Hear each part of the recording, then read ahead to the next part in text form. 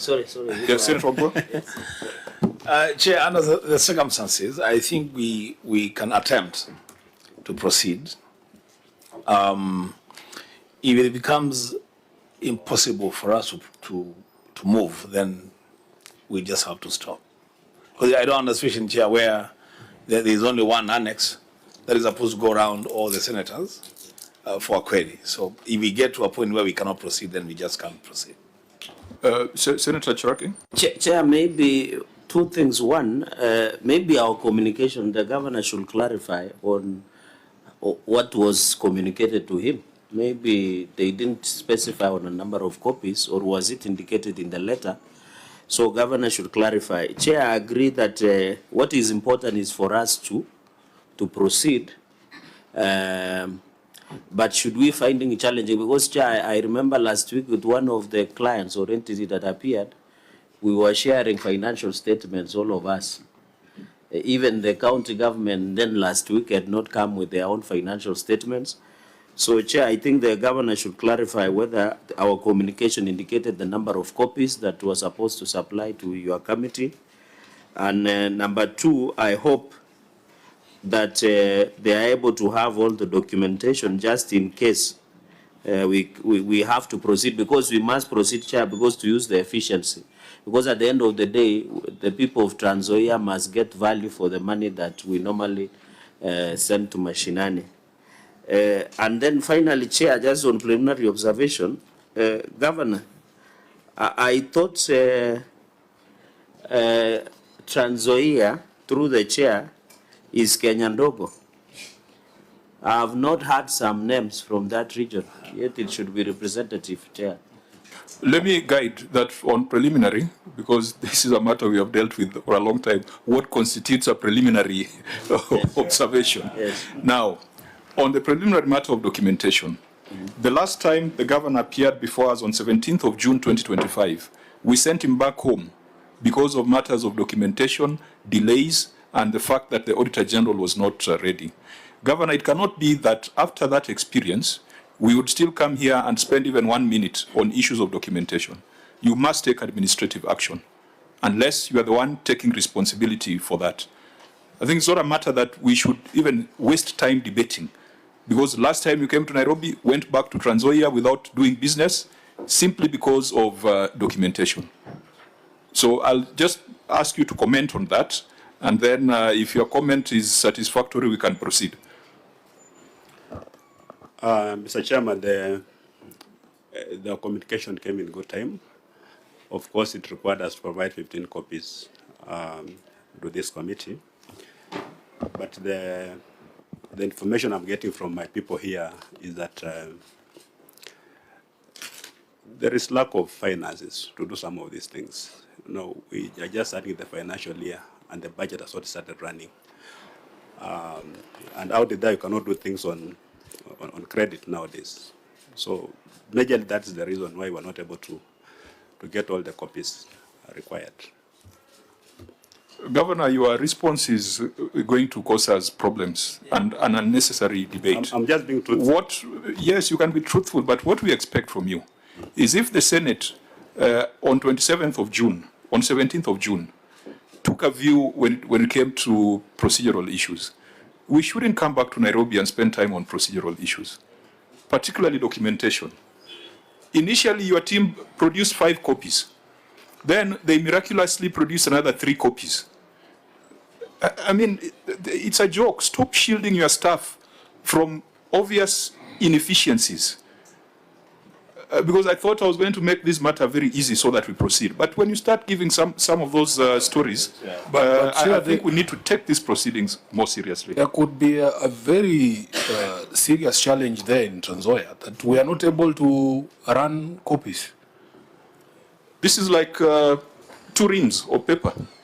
We are just saying really seven more of this. If you did 8, doing 7 more of this. So because, Governor, for us as a Senate, we are under the impression that counties have been properly resourced and financed. We have passed the Division of Revenue. We have passed CARA. What just explain the challenge kidogo, because I'm honestly also quite surprised that Trans Nzoia is basically running on fumes. There's no money to run copies. Mr. Chairman, there is no money. We all received one disbursement for July. July. Yes, there is no money. I know we run these copies in Nairobi, not in Trans Nzoia. Who is going to do this on credit? So when I say there is no money, I'm just being truthful. I'm not giving excuses. It's just the truth. You want to run 15, you have got money for 8. Governor, what do you do? it is 1 minute to midday. We are not going to waste time on this matter. I've given the directive that we shall proceed, and if we get to a point where the inadequacy of copies handicaps us, we'll terminate these proceedings. But the direction we are taking is a direction where we'll start arguing over whether money is in the county, whether the governor is not doing what the Senate requires, and it will automatically result in a termination. We are interested in dealing with the substantive issues raised by the Auditor General in Trans Nzoia. So, honourable members, let's keep that. The conversation around exchequer releases is part of the substantive issues. We shall discuss them when we get to them. So, with that, could we go straight to the report of the Auditor General, starting with the report of the receiver of revenue? We have been given a brief by the Auditor General, so we'll go straight to the issues that still remain unresolved. Governor, is your receiver of revenue in the room? Yes, Chairman. Okay, just for identification purposes, who is the receiver of revenue? Okay, so you are the one who prepared the ROR statement. Fine, so Auditor General, let's go to the report on receiver of revenue. And let's start with your observation under budgetary control and performance.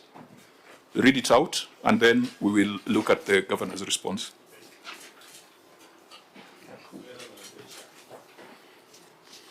I'm looking at the original certificate. So on the original certificate, it is on page 4 under emphasis of matter. Now we need to get guidance from the governor on where he has provided the response on that.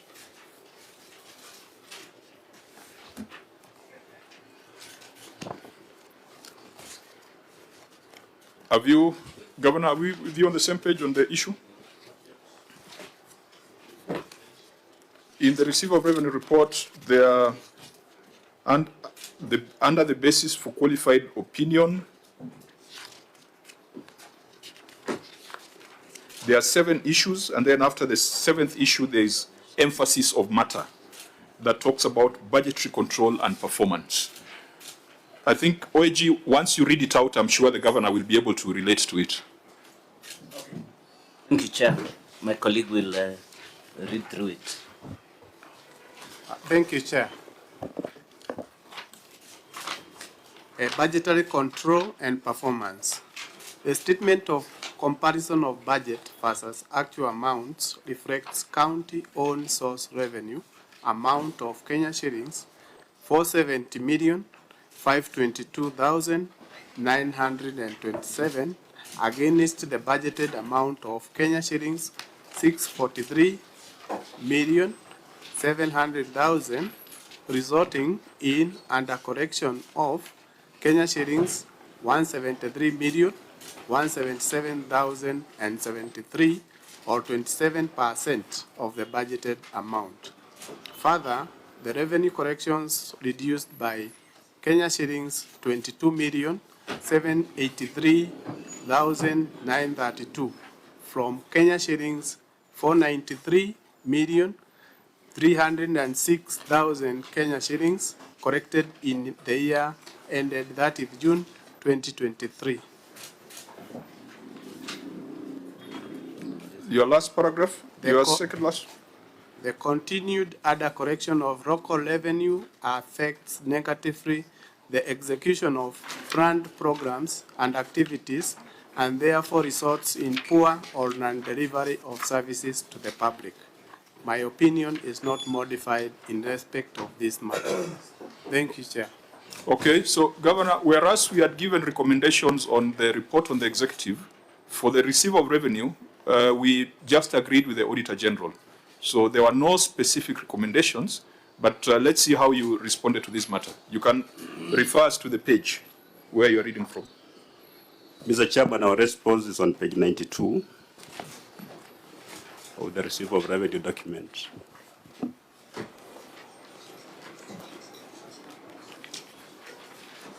Okay, members, and that's why we needed to ensure we have adequate copies. You may proceed. Management response. The management acknowledges and confirms that indeed there was 27% shortfall in revenue collection. It was a result of change of revenue collection system during the year. The management has, however, put in place measures to enhance revenue collection, including recruitment of more revenue collectors, carrying out a rapid results initiative, and mapping all revenue streams and developing a revenue register. Now, honorable members and clerks, make sure members have access to the ROR statement. Parliamentary Budget Office. What is the on-source revenue potential for Trans Nzoia County?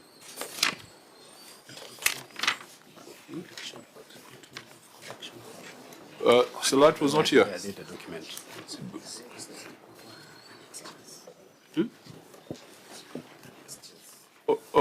Now, OAG, you had some information on this. What is the OSR potential for Trans Nzoia? The potential recorded by CRA, it's 4.7 billion, which includes an amount of 1.2 billion for the hospitals. So in effect, it's 3.5 billion. However, the information I have is that this figure has been appealed and has been settled at 2 billion following consultations with the county executive. Thank you, Chair. Okay, so members, you can have that figure in mind. Maybe we could adopt the 2 billion as being more realistic. But just a look at the statement of receipts and disbursements under the ROR statement. Governor, your revenues dropped by 20 million. And the explanation is that there was a change in system. While the system was being changed, revenue was not being collected. There was a bit of challenges because the change of from one system to the other was not smooth. The previous guy actually left with all the data, so we were forced to start from scratch, even in terms of mapping revenue streams. Of course, when you have that kind of situation, there could also be revenue leakages along the way before you stabilize. That's the major reason why we went low, but we have since peaked. So if you look at, and I hope your receiver of revenue has given you a copy of the statement of receipts and disbursements for the year ended 30th June 2024. I think let's just have a look at that schedule and ask ourselves whether there is a bigger problem that we need to deal with. I don't know whether you have it. In the ROR statement, I don't think it's reproduced in the governor's report. So clerks, if you don't have a hard copy, please circulate it even in soft copy so that members can follow. So Governor, let's look at the first row on Cess. The previous year you collected 44 million. And then the following year you collected 11 million. A difference of 33 million. Yes. How do you explain that using a system? If you go to single business permit, you collected 70 million, and then the year under review, 64 million. A difference of 6 million, which then indicates that business has shut down in Trans Nzoia. How is that explained by change of system? You go down, even parking fees from 63 million to 49 million. Market fees from 17 million to 13 million. Advertising from 17 million to 5 million. Conservancy administration from 5 million to 1 million. Physical planning and development from 4 million to 3 million. You know, it's a long, long list of variation. At the end of it all, the aggregate variation is 20 million. How is this explained? Simply that you changed a system. People were collecting money and pocketing. This is symptomatic of theft. Unless, members, you are seeing the link between this and a change of system. Chair, maybe through you, maybe what we may need to understand is what system are you changing from? What system was at play, and then what did we change to, so that we appreciate this loss, this leakage? What system was in place before the change? Governor, it will also help us understand if you were to paint a picture of the time that it took for those system changes to be effected.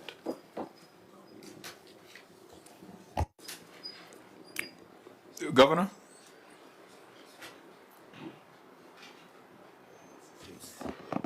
Okay, thank you, Honorable Chair. I will be able to explain what transpired. The Governor has clearly mentioned that we had a changeover of system, and when you look at it, we are having changes, particularly in the single business permit. Honorable Chair, the change happened actually at the peak of most of the revenues, so we were not able to realize that because there is a requirement that you cannot collect revenue off the system. And we're only trying to comply that, because if you collect off the system, money gets into the bank, and we are not able to verify actually how much has been paid through a system, because reporting of revenue must be clearly indicated. Then another reason as to why we had that challenge is that the revenue register or data had been withheld by the previous system operators, which was called ZZ. The new system we are talking about is EREV. So during that period, we were not able to get proper data to have it then mapped through the system to enable us to correct. CRA is very clear in matters of collection of revenue that we cannot do it off the system. And that's actually what we are trying to do, so that we can cap this issue of what the chair is raising, that pocketing the money. If you give staff that leeway to interact with money, then you lose the money. So we want all the revenue, it's a requirement that all the revenue system actually has to be cashless. So that is why we experience that. But when you look at the current performance, Honorable Chair, we have mitigated that. Current performance, we are looking at 2023, 2024.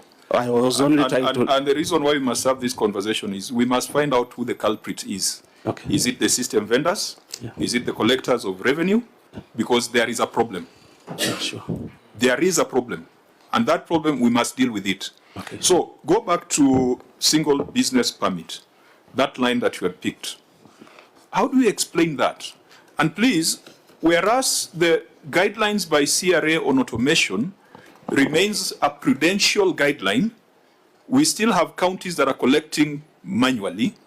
So you cannot say that you are either collecting automatically or not collecting at all. So you need to revise that. Okay. So explain to us, for example, that single business permit, which indicates that there was a 10% drop. It means that 10% of your business is shut down in an economy that should be growing at 5%. Yeah. How do you explain that? Just take that, that row. For single business permit, Honorable Chair, a common practice for most of our taxpayers or our clients is that during that period when we issue invoices, and they tend to pay more during that time, because we also do a lot of compliance during that period, because once the invoices are issued and confirmed, now what follows is collection. Most of them normally reserve funds to pay at that period. Remember, if it's a common practice, it was there in the prior year. That's why you are comparing 2 years where the practice has been common. So can you give us a better explanation, please? A better explanation, Honorable Chair, is that the system was actually changed over in the period of January to March. And that is our peak period. That's what I'm explaining, Honorable Chair. So the money that was collected between January to March, where did it go?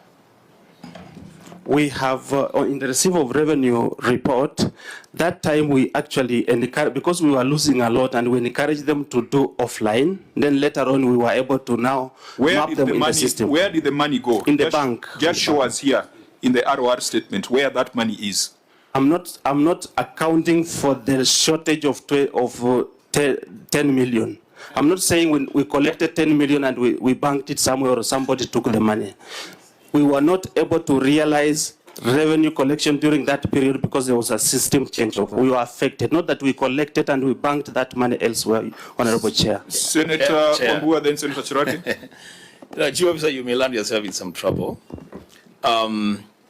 You've just said, your own words, that the time of changeover is when a lot of people are paying their rates.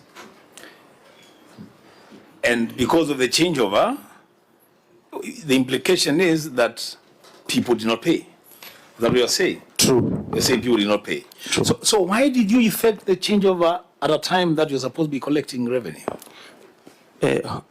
Through Honorable Chair. It was your decision to Through Honorable Chair, we only picked single business permit, and I'm saying single business permit, its peak is at January and March, but other revenues were still going on. There are 11 rows where there was a drop in revenue, Yes. which cumulatively comes to 20 million. Yes. So I don't know whether you have 11 different stories for the 11 different rows. Senator Chair, Chirati. let me pick it from where you have left. Governor, how long has been Ibrahim Chisaka been acting as the governor? How long has been Ibrahim Chisaka has been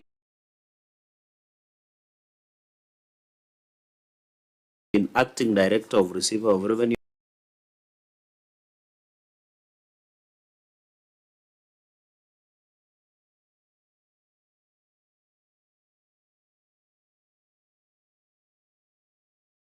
Number one. Number two, Chair, let me pick it from where.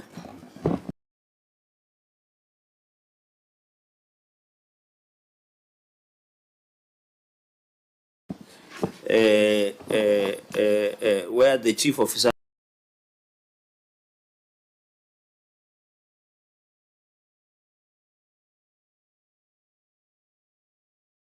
left, because it looks like the previous system was more effective than they want to change of. Because if you look even at parking fees,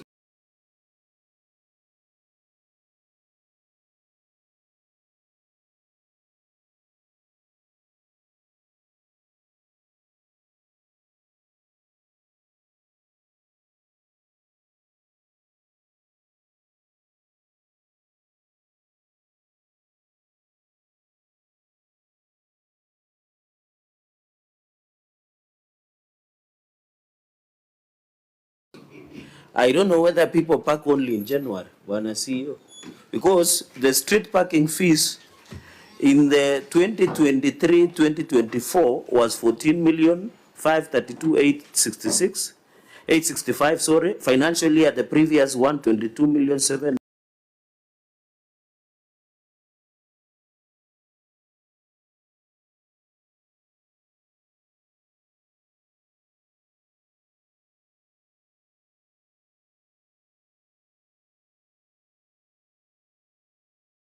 $729, $785. So, Chair, if you look at the entire parking fees, there was a drop of close to 14 million. He has argued that his single business permit was a drop because people take business permits in January. But on parking fees, the fall is from of almost, looking at the revenue rose cumulatively to 20 million, it looks like the intention was to collect less, or was being collected and somebody was pocketing the money. And finally, Chair, on this receiver of revenue, how much were you paying? Either through maintenance of revenue, do you own it, or is there a vendor left with all the data? Was there no agreement between the county government and the vendor that left? Because I thought those are, and it is good you have one of the advocates here who was my classmate, Chair. he say that the data left with the previous vendor. I thought there was an agreement. So how did he leave without proper handing over of the data to the county government? Can he highlight something on that? Yeah, because if that is established, then we also have the power under the Public Audit Act to recommend debarment of a service provider who contravene the PFM. And so we want to know where the problem lies, whether it's systems, whether it's your collectors, or whether it's a systemic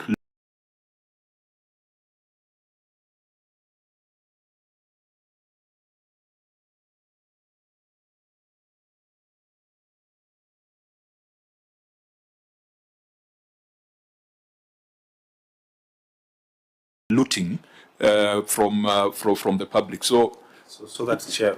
okay, Vice Chair, then the Governor may respond. They can respond to both with what Senator is asking. I want to ask how you manage your revenue. Do you have a committee, or it's just one person who receives all the revenue? Because then if you have a committee, then weekly or monthly, you can sit to review the performance. Because I'm looking at Cess, we're no longer building, they're no longer.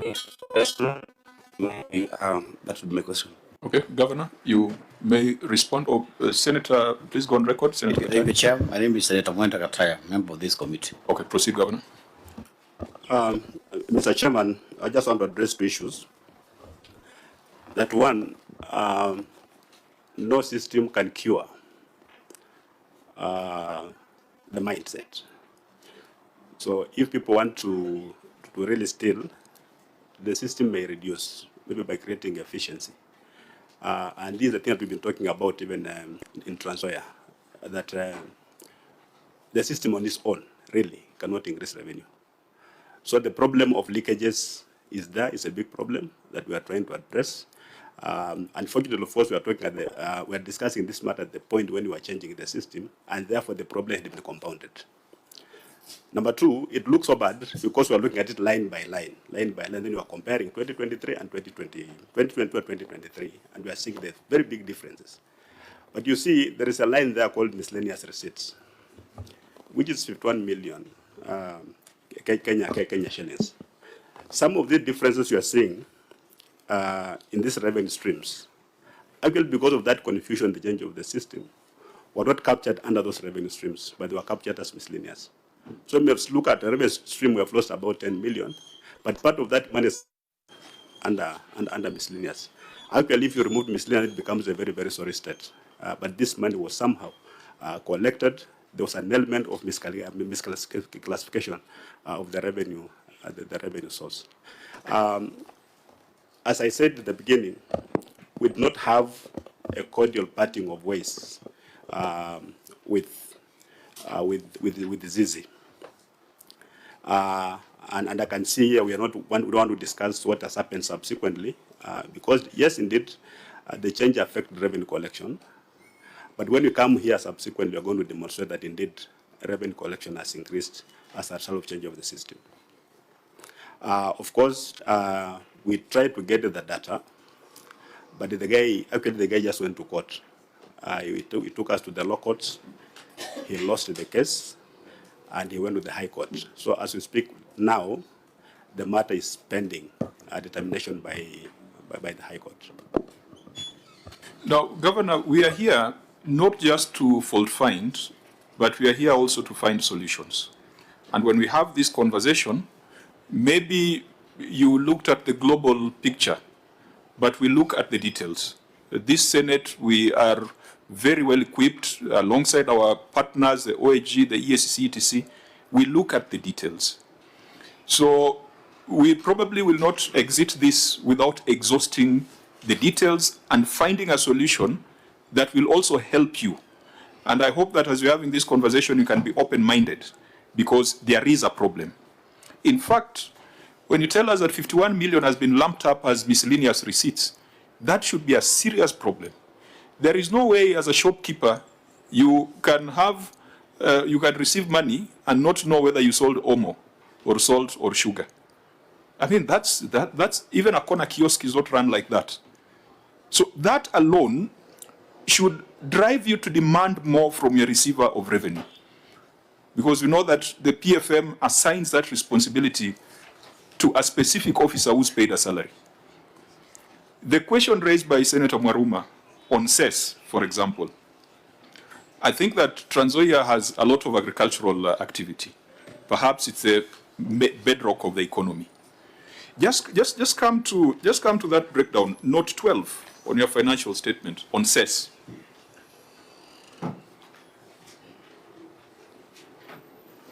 Where Cess dropped from 44 million to 11 million. Does it mean that during this transition, because I don't know at what point Cess is collected, is it on the road? Is it at the farm gate? Is it at the market? On the road. So does it mean during this transition of system, even the ropes that are put on the roads were pulled out? Mr. Chairman, as we speak now, because of the measure that we put in place, Cess is the best performing revenue source in Trans Nzoia as we speak now. Estimated to be around how much? Actually, we exceeded by how much last year? 8. Last year, we collected 80 million from Cess. So there's no reason why Cess should ever go down in any financial year, isn't it? There isn't any reason why it should. So where you've got a 30 million drop in Cess, it means probably 30 million plus was collected and stolen. That possibility is there. Now let's deal with that possibility so that we assign responsibility. Chair, you have made a very crucial point on receiver of revenue.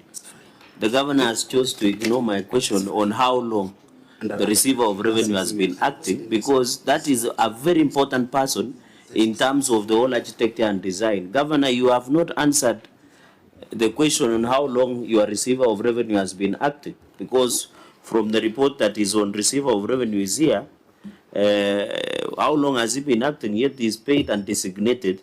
And then, Chair, in addition to Cess, I also believe issues of parking should be easy, because you remember Turkana even were using POS in terms of parking fees within Kitale, within Lodwar town. So the question should be, even in street parking fees, the drop of 14 million is very high, because the street parking is marked and it is easy to know which street parking is. So the governor, as he answers how long the ROR has been acting on the issue of parking, and also says almost go in similar way, because these street parking are marked and it can be easily traced. Thank you, Chair. Mr. Chairman, if you go on page 21 of our document, you'll see how we have disaggregated that miscellaneous. Page 21 of which document? Because you had responded to... Receiver of revenue document. Your response was on page 92. So we go back to page 21. 21.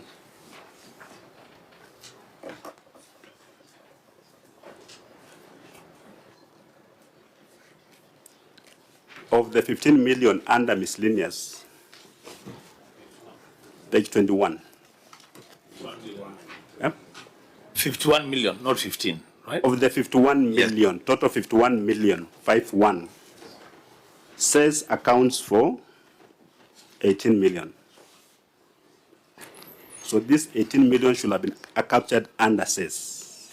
That leaves us with a gap of about 14 million compared to prior year, isn't it? It's still a drop. Yeah. And I want to emphasize this. You don't need to be defensive on this unless you are an accomplice.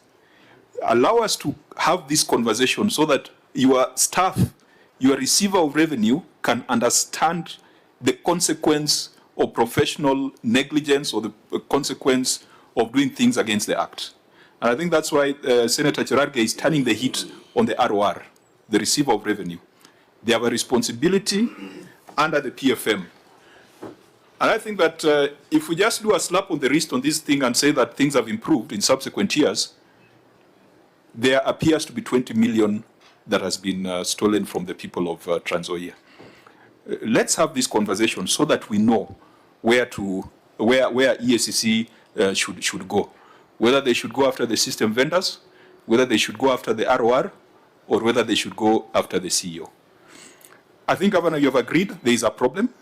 You've agreed there's a possibility of loss of funds if you look at these movements. Perhaps in the subsequent year we'll see an improvement. But that does not excuse this financial year. Senator Ombwa. Governor, on that page 21, I'm looking at miscellaneous receipt from Slaughterhouse. It's 38,000. And I'm wondering, is it that the people of Transoia don't consume meat, or most of them are SDS? I don't know.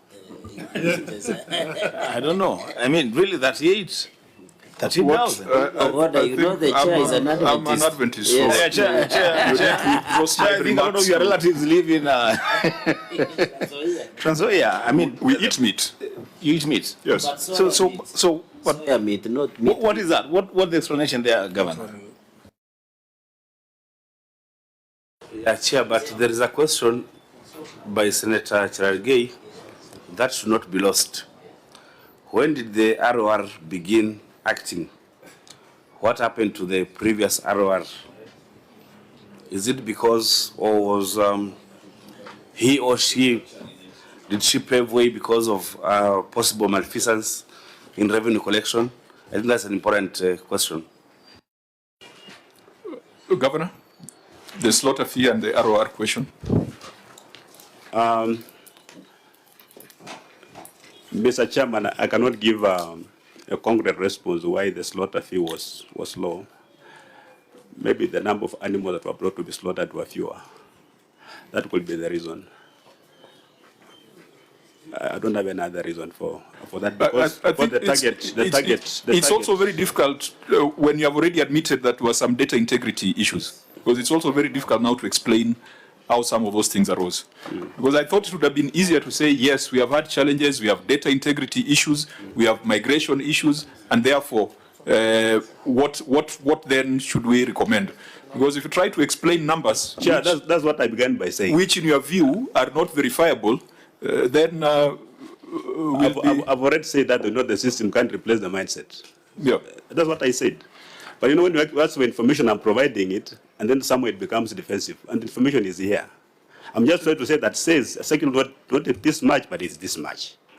There's a shortage indeed, and we admit there's a shortage. Correct. Can we do better? I believe we can do better. The bottom line is that there's a 20 million drop, which is not consistent with economic growth trends.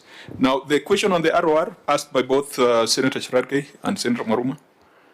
As a county government, we've not been able to have a substantive receipt of revenue for some time.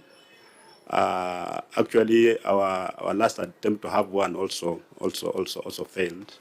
So we've been having acting receivers of revenue. I think we've had three now.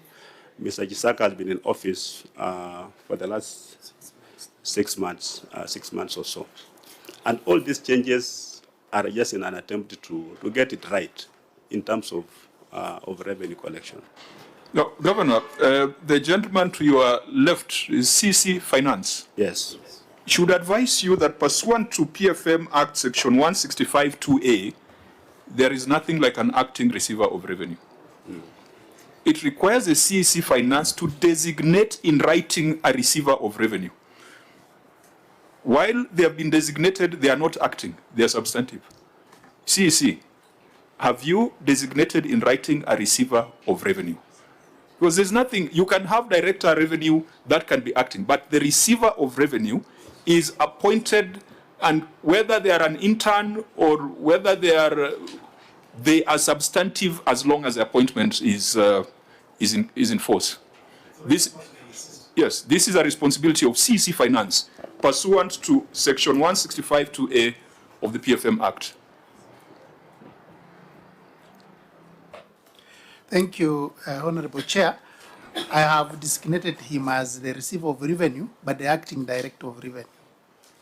But so there's nothing like acting receiver of revenue. They can be acting director of revenue, but as long as the designation lasts, they're substantive.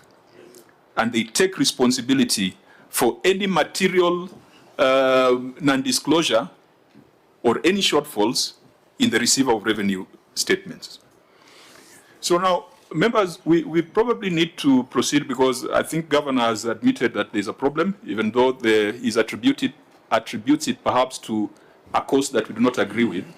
But if you look at even the performance, OSR potential of 2 billion, and you are effectively just collecting 261 million because 209 is from hospitals, NHIF rebates and facility fees. We have sat here, 261 million is perhaps equivalent to what Turkana collects. We were in Turkana last week. I've asked Senator Chesang, because I appreciate that Trans Nzoia compared with the Homa Bay, I think Trans Nzoia, the gross county product would be higher. Even the per capita income could be higher. I think it's a much wealthier county. Homa Bay collects 1.2 billion.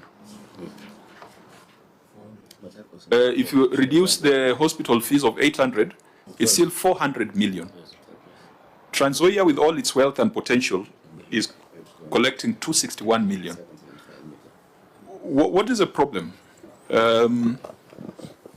Governor, broadly speaking, and maybe as you respond, I can allow Senator Cherargei to chip in. Maybe as you make a ruling on the under collection of 20 million, and we should not gloss over. I think the reason we ask a governor, the substantive office holders, is for accountability purposes, so that if the committee recommend further action, we know who to help. So the under collection of 20 million, Chair, must be looked into. Somebody must be held accountable. And finally, Chair, I ask a question which I think, Governor, you either deliberately choose to ignore or you didn't want to. I wanted to find out what is the agency fees or the maintenance fees of this system. Because the information I have is that every financial year you are using close to 80 million to maintain that system. Because if your potential is 2 billion, after you remove the FIF, it comes to 200 million, for example.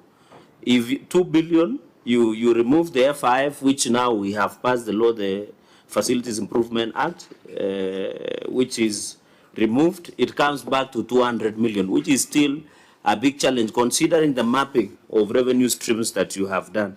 So, Governor, can you provide us with the agency fee or the maintenance fee of this new system? And secondly, now that you have cast, Chair, that will be my third question. Now that you say you did, there was no amicable resolution with the former collector of revenue in Trans Nzoia, what measures have you put in place? For example, do you own the domain of the collection? Do you own the system now? So that if that system takes off, Chair, does it mean also Trans Nzoia will continue losing data on revenue mapping streams and even other data important issues? Because under Data Protection Act, it is very important that the client is aware. So what are the stopgap measures to ensure if the new revenue collector decides to take off, can he also take off like the other previous one with all the data, with the revenue streams, with the projection and what have you? That will be my three questions, Chair. Okay. Perhaps the details on the system, because I think there are two substantive issues to the system that we are coming to. We could deal with them when we get there, but you can deal with the broader issues. Then we'll go, there's an issue about termination of systems. So it would be neater to deal with what the Auditor General found out and then look at your written response. But deal with the other issues that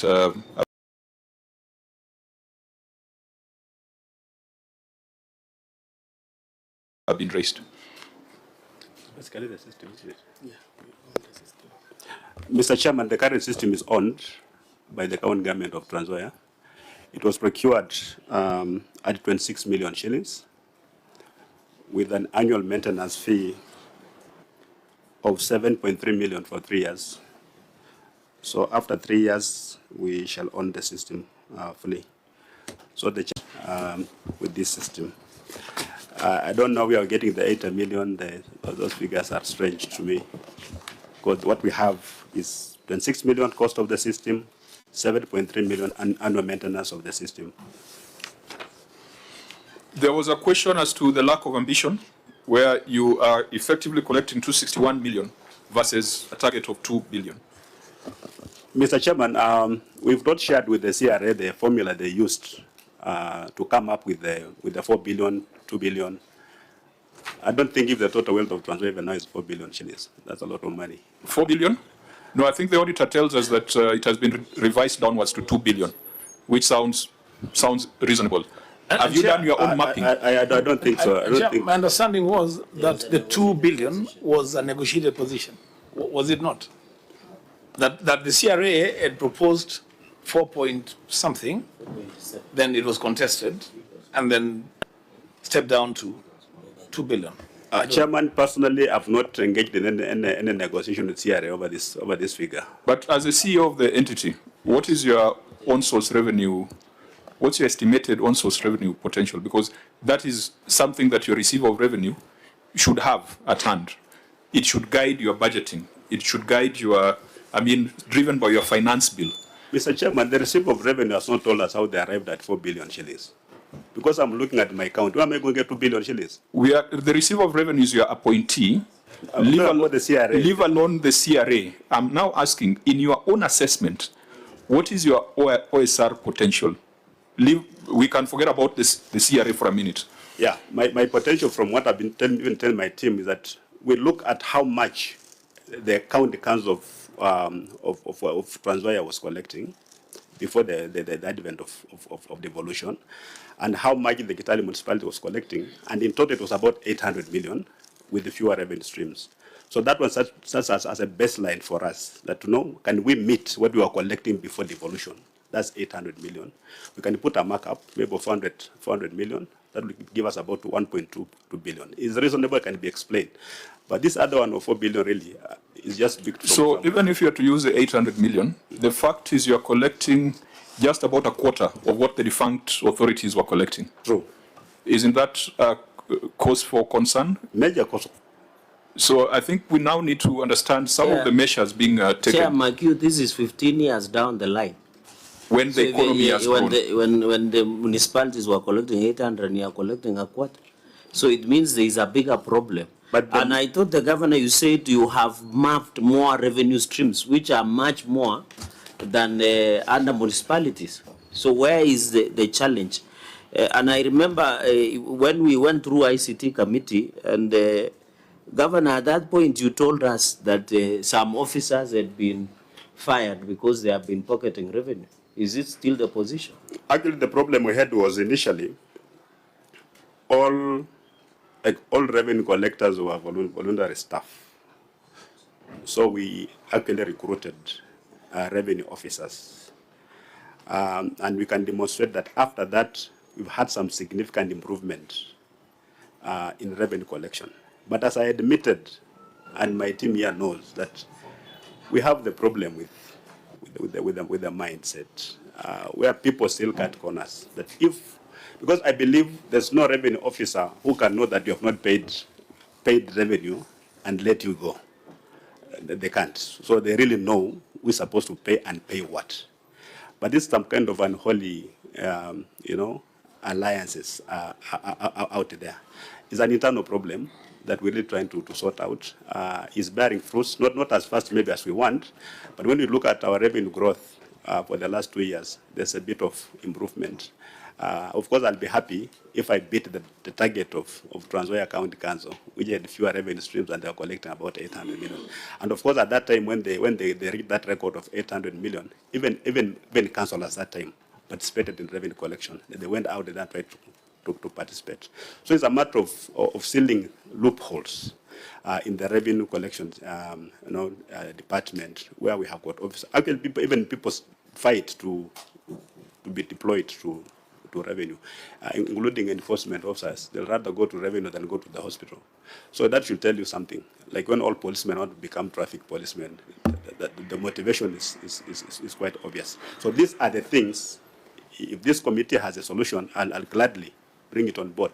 How do we seal loopholes in terms of leakage of revenue? Because that's where the problem is, nowhere else. Chair. Senator Ampua? Chair, let's have a candid conversation because the governor is being candid. Governor, are you telling this committee and you telling the people of Trans Nzoia that there is somebody sabotaging revenue collection in Trans Nzoia County? Is that what you're saying? That there is sabotage of revenue collection in Trans Nzoia County?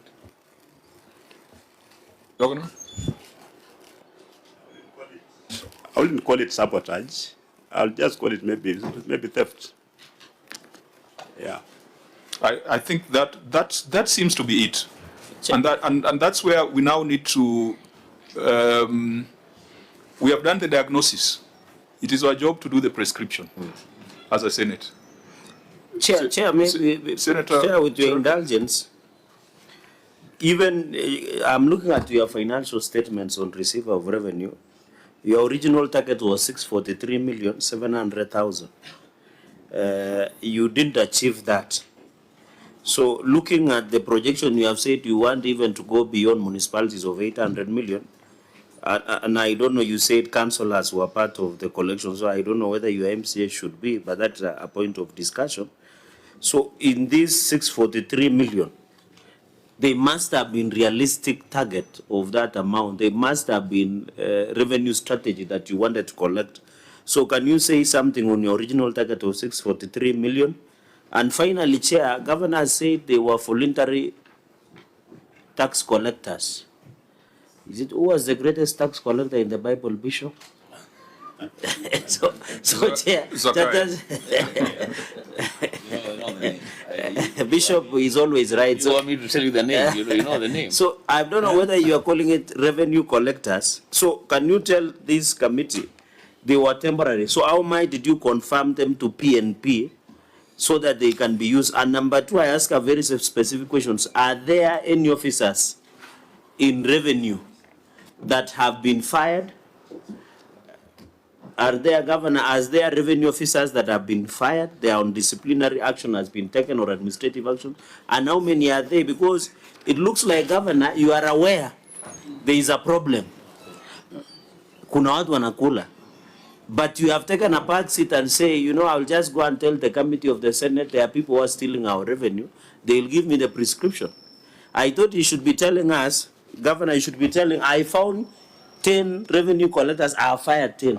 I have reported to DCI or ESCC for action to be taken. Because if you come and tell this committee through the chair with the indulgence that money is being stolen, but can the committee give us a solution? It should be presenting that these are demonstrative action, these are investigations ongoing, this is what we have done, we have confirmed into permanent and pensionable. Because the fact that everybody wants to be in revenue collection, it means there is a bigger problem than we thought. So can Governor highlight on that? Okay, Senator Mwaruma, then the Governor may respond so that we can move to the other questions on the system. Yeah, the Governor indicated that there are challenges in terms of collecting revenue from the national government. How much do you think, if the national government cooperated, you would collect from the land belonging to the national government? What efforts have you undertaken to collect that revenue? Do you have any annexures or, you know, any support to show that you've made steps towards collecting such revenue? That would be my question. Governor? Mr. Chair. Sorry, maybe Senator Chesang, so that you can consolidate the questions. Thank you, Chair. Through you, Chair, I think we have, as the chairman of ICT committee, we have been doing an inquiry, and now we have gone to, I think, more than 9 counties to do an inquiry to do with the revenue collection. And just as an example of the last 2 counties that have gone, we have seen, of course, improvement in terms of on-source revenue.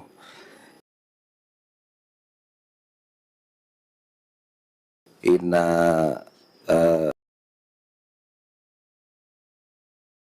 most of the counties, at least 8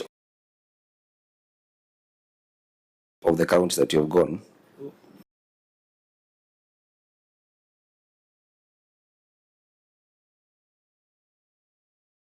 we have seen improvement. For example, in Machakos,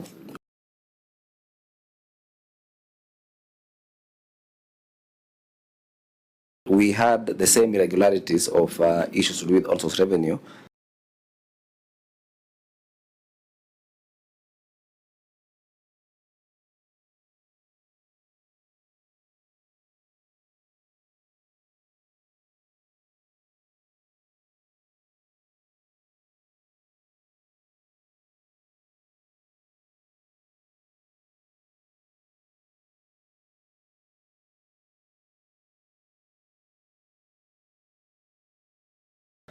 And when we went there, we found out that the governor had fired, I think, a few staff, I think around 30, around 30 staff that were found doctoring the system and trying to,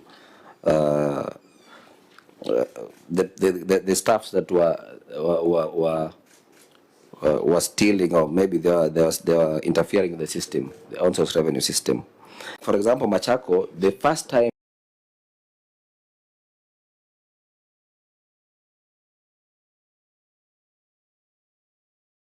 they they sourced their system, they were collecting 30 million. So then later they went to 200, and now they're doing 775 million. The same with Kiambu County, they were doing 2.9 million before the EPR system, billion. Basically, it is the prerogative of the governor just to be serious with this, with the staff, or maybe the issues where he thinks there might be a problem, because you can't honestly be telling us that the Slaughterhouse only collected 38,000. Because we people of Trans Nzoia, I think, apart from where we come from, we can afford meat at least, I'm sure. So there must be a problem in the system. Yeah, there's definitely a problem. The governor has owned up. It's just his response that was evasive, because he attributed this to systems. But I'm glad that under oath you have said that systems cannot be the solution. They can be a problem, but they can never be the ultimate solution. I've talked about the removal of volunteers that are inherited, the people who are collecting revenue. We removed all of them. We removed all the casuals who were involved in revenue collection. We recruited new officers, new revenue officers. I think, with due respect to Senator Cherargei, whatever you're explaining, is it captured anywhere in your written responses? Yes, yes. Where? It is. When you look at our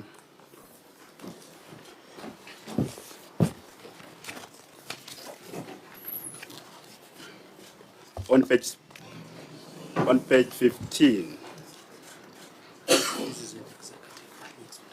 On page? Of the executive, of the county executive. Yeah, because we have not gone there. So Senator Cherargei is right. Yeah. So please let it not be just you disagreeing with Senator Cherargei, because he also is entitled to his observation. I think just process your thoughts through the chair. And Chairman, there is no matter that has exercised my mind as the governor of Trans Nzoia than revenue. That is the matter that gives me sleepless nights. Because I need to employ more people, the wage bill is high. To accommodate that, I need more revenue. And my officers know that. We've actually participated in all these things to ensure that we up our revenue. So really, it's not that we have not done anything. On the national government, we've got a lot of property that's owned by the national government, including Kenya Seed. The Agricultural Developing Corporation has got over 40,000 acres in Trans Nzoia. We've got Kenya Railways, we've got Kefis, we've got Kaluro, all those. But not all of them are paying land rates as they should. I think the only one which is most cooperative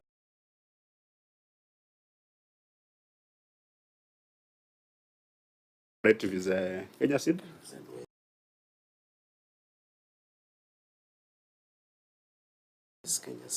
Kenya Seed. Kenya Seed. Railways had huge areas. It was how much?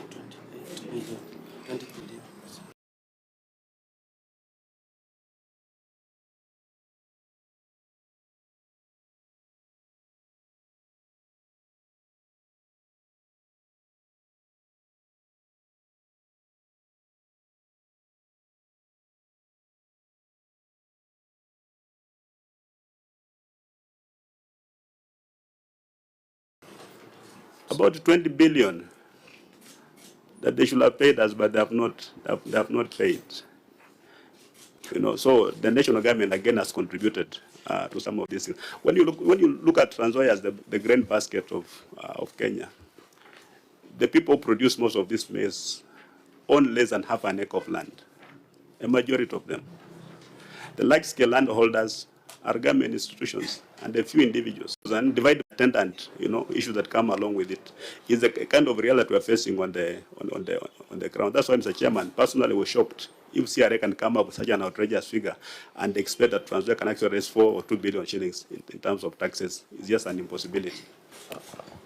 Senator Chair, Sifuna, just for the benefit allow us of, to proceed. for the benefit of the governor, we have similar problems in Nairobi, where the national government institutions, including where we are seated, have refused to pay Nairobi land rates. When the CS for Treasury was here, he confirmed that there are certain conversations that are happening between county governments like Nairobi that are owed money by national government institutions to swap some of those debts and help counties to be able to receive some benefit from those debts.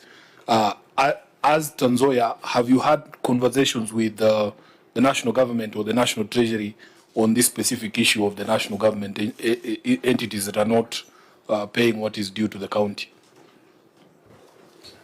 We have been engaging with the respective departments and state organs, parastatals, on case-by-case basis. And as I've said, so far, Kenya Seed has been paying. I think last financial year they gave us about 20 million in terms of rates. Kenya Railways have been paying, but they've not been able to settle their arrears. Yeah, because the Kenya Railways have got almost 50 acres of land right in the middle of Kitale town. We thought we could swap that debt with that land so they can use to develop the town, but they're not reluctant to have that. They're reluctant to have that kind of conversation. Chair, just to conclude on that matter, Governor, and I know this may be a very tricky issue, on the issue of adjusting rates. Oh, but I don't know whether it is just my county or it's other counties as well. 40 bob for a cow, that could be a bit low. Because then that becomes a very, very, very ineffective revenue stream. I remember I slaughtered cows just the other day, Chair, and I paid several thousands in an abattoir in Kitui. I don't know, 40 bob, Chair, Governor. You want to have a conversation with your people. I mean, you need to raise money also to even manage the abattoirs themselves. So in our But Chair, is it fair for us to be pursuing these pennies when we know we can get millions from the people who are not paying Trans Nzoia money? I mean, even if you were to raise the price of slaughtering to 400 shillings, Senator Wambua, with the respect, if we were to help these counties, the conversations we are supposed to have are supposed to be grand conversations. So that even if we were to raise by another, how many percent to 400 shillings per cow, the revenue resulting from there will not be as significant as if we were to put pressure on Mbadi and railways to pay up. That's where I think we should focus. Yeah, but I think members had requested that we find a way out because it's one. By 2:30 we must be in the chamber. For fairness. Yeah, please make it very brief. This issue is not petty at all. Correct. It is captured in their own document as a revenue stream. Yes. And these small revenue streams add up to more revenue to counties. And pursuing revenue from slaughterhouses and abattoirs is not mutually exclusive to pursuing collection of revenue from the big guys. So let's collect revenue where you can collect revenue. That's why I want to say, Chair. Chair, just in conclusion, one, I would request your ruling on under collection of 20 million. Number two, Governor, I have not seen, this committee, maybe just the last one, how much is being owed by other institutions outside the county, like Kenya Railways, the national government? And then number three, in your annexures and in your reports, you have not, or I didn't see in your response, management response, attached any evidence to show that you are engaging these stakeholders. Maybe the governor can provide that evidence, Chair. And then are there strategies? Because we have seen counties like Yambu, like Nairobi, sometimes they provide waivers. Sometimes they, so that they encourage pay up of, and it is provided under the PMF Act. So, Governor, are there any strategies? Apart from negotiating, are there any strategies like waivers of rate so that you can improve on collection? Because this own source revenue is very critical. And that may be the reason why the CRA were picking that indicators. And I want to inform the Governor, Chair, as I exit, that in fact, during our fourth basis of revenue allocation, it is the CRA indicators that guided on how Trans Nzoia got 1 billion plus extra under division of revenue under this financial year. Yeah, honorable members, I know we have a lot of experience on this matter, so there's a lot we can advise the governor on. But I think we must move on to the other substantive issues. But the facts are as follows: that on-source revenue dropped by 20 million in the financial year under review. The governor has admitted that there could be data integrity and quality issues. The variations across streams do not make sense, do not add up. So it throws into doubt even the accuracy and integrity of the numbers that have been presented before the Senate. It is also a fact that Trans Nzoia is collecting much less than the defunct local authorities did 15 years ago, and that should be a matter of serious concern. Even if the CRA figures were disputed and 800 million was still the OSR target, the county is only achieving just about 1/4 or perhaps 30% of that target, and that is unacceptable. We therefore would want to recommend as follows. Of course, we will see the positive action taken in subsequent years. The audit is going on. But this 20 million, we must confirm whether it was collected and pocketed, or rather collected and stolen, using the words that you used. EACC, please, you must cause an investigation into the financial affairs and management of the receiver of revenue and collectors of revenue to assure us that every single cent that was collected from the people of Trans Nzoia was reported. And in the event we find that money was collected and not deposited in CRF, please recommend prosecution. Number two, we've got the systems vendor. We will take the written responses, and I think, Clerk, we must write to the systems vendor so that they show cause why we should not recommend a debarment as per the Public Audit Act. Because it is wrong for a system vendor to misbehave in Trans Nzoia and then go to West Pokot and continue doing the same things. So we must also take decisive action. So with respect to the systems vendor, we shall be making recommendations for debarment. Of course, they will have an opportunity to come and explain themselves if they disagree with us. Number three, Governor, we expect you to take administrative action on your officers, even if it means designating a receiver of revenue. Because you cannot come to Nairobi and then you say that looks like there's a problem with the data. It might appear as if some money was stolen. Those are issues that your ROR, I mean, that's the only job of a receiver of revenue, from morning to evening. If you cannot take administrative action on the entire complement involved in the revenue, then we might conclude that you are also an accomplice. And I think finally, we made a mistake, perhaps as Senate, to take away the fiscal responsibility index. Because when we said we wanted to do a proper objective ranking of counties, these are the things we must look at. Governor Natembeya I believe, I take judicial notice that he's a very popular governor. He's a very visible governor. But now when we come to the numbers, perhaps it tells a story that is different. So we need an objective assessment of counties based on fiscal responsibility indicators. I think we had already agreed that we're going to do that ranking. And I think on this, Governor Natembeya is going to rank very badly compared to peers, because these are now numbers. This is not just about the the personal leadership perception of the governor. So we could leave this matter at that, such that even the other issue on termination will take a view when you're writing a report and make a recommendation on debarment. That can allow us in the remaining period to go to pending bills and also to sample a few projects that are still outstanding. We agree, honorable members? Yeah. Fine. So let's go back to report on the executive and start with the issue of pending bills.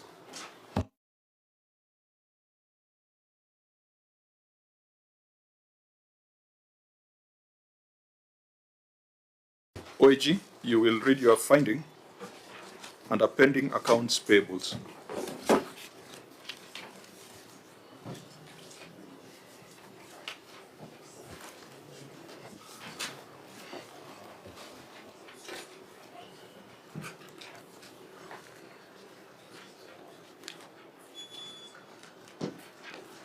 OAG.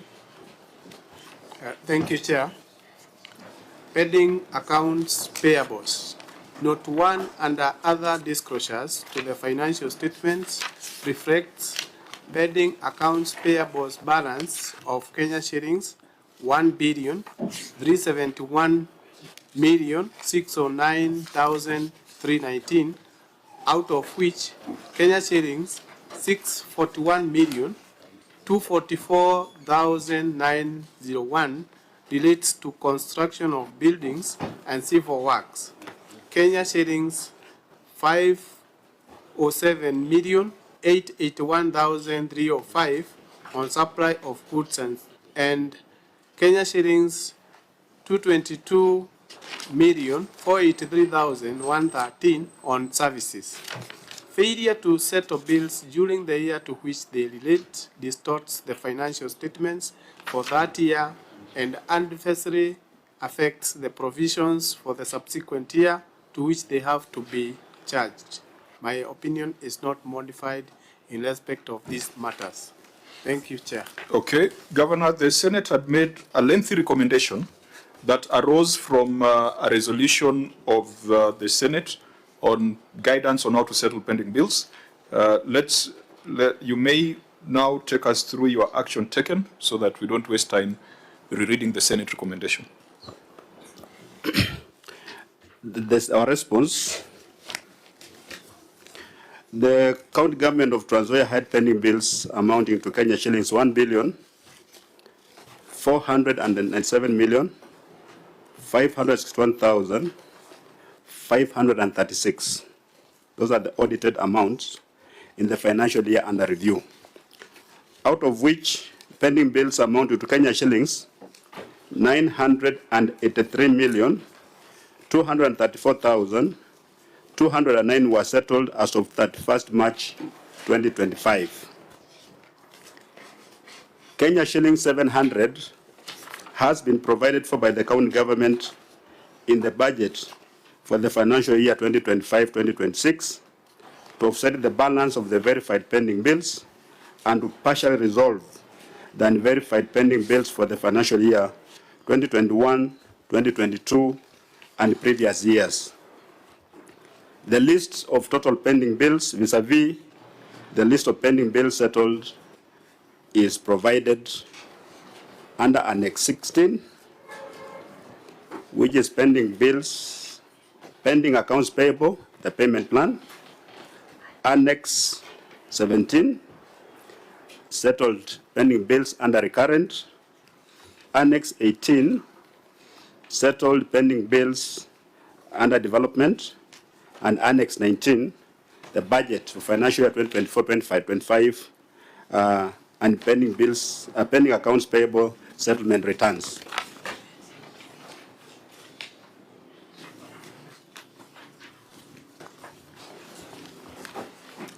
To start off, Auditor General, what number should we be dealing with? Is it 1.497 or 1.371? Thank you, Chair. The audited number is 1.371 billion. Governor, how did this grow by 100 million? Because once you have reported on it, if there's a growth, then that is a matter of great concern. What should be the right number so that we are sure what we are querying?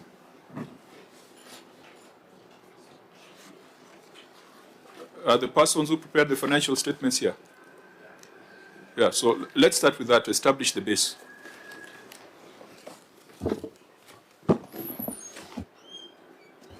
Honorable Chair, I'll respond. What the Office of the Auditor General is referring to a figure of 1,371,609,319 is actually pending bills that is in relation to merchant payments.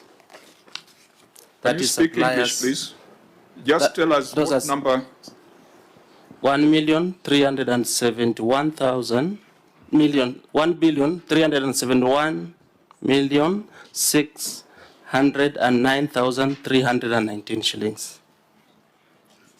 There's a gap of 125 million. Just explain. I'm coming to that. That is what we are interested in. Okay. Yeah. We also had some pending bills in relation to staff pending payables of about 16,800,000 in relation to community health promoters that had not been paid for the month ended June 2024. Then we also have amounts due to other 30-party payments. That is, we have a lab trust, we have a Lake region CBO, support to CBO, and others. So you're referring to Annex 2, 3, and Yes, 4? yes. So 1.497 is a summation of those three annexes? That is it. OAG, that makes sense? For pending bills, the practice has been to look at merchant payments. So we would want to stick to the merchant payments or the unpaid merchant bills of 1.3 billion. The rest. OAG, that one I think you are arguing for argument's sake. Because personally, I'm extremely interested in those non-merchant pending bills.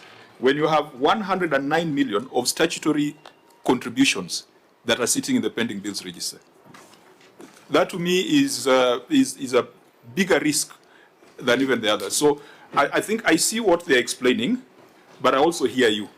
So whether it's 1.3, those were supplies of goods and services, there is a 16 million on payment of CHPs and 109 million on statutory remittances. I think it's okay, it's not an issue. So now let's go and ask ourselves how much of that has been paid of the three category of pending bills. Honorable Chair, we have during the year under review and subsequently in the year following year, we paid 983,294 or 983,294,209 shillings. So how does that relate to the merchant, the CHPs, and statutory remittances? Annex. There is an annex. Bring the annex. Because in your financial statements, all the statutory remittances were completely unpaid and remained at 109 million. Honorable Chair, on the Annex 16, 17, 18, and 19 that has been put in one booklet, we have the last page, which is a summary of what was paid. We have audited pending bills 2023, 2024, including 22, 23. Which page is that? Last page? The last page on that annex booklet. Annex 6, 17, 18, and 19. The last page.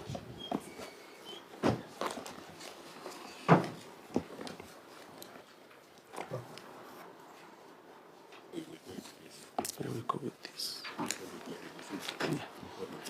Total this.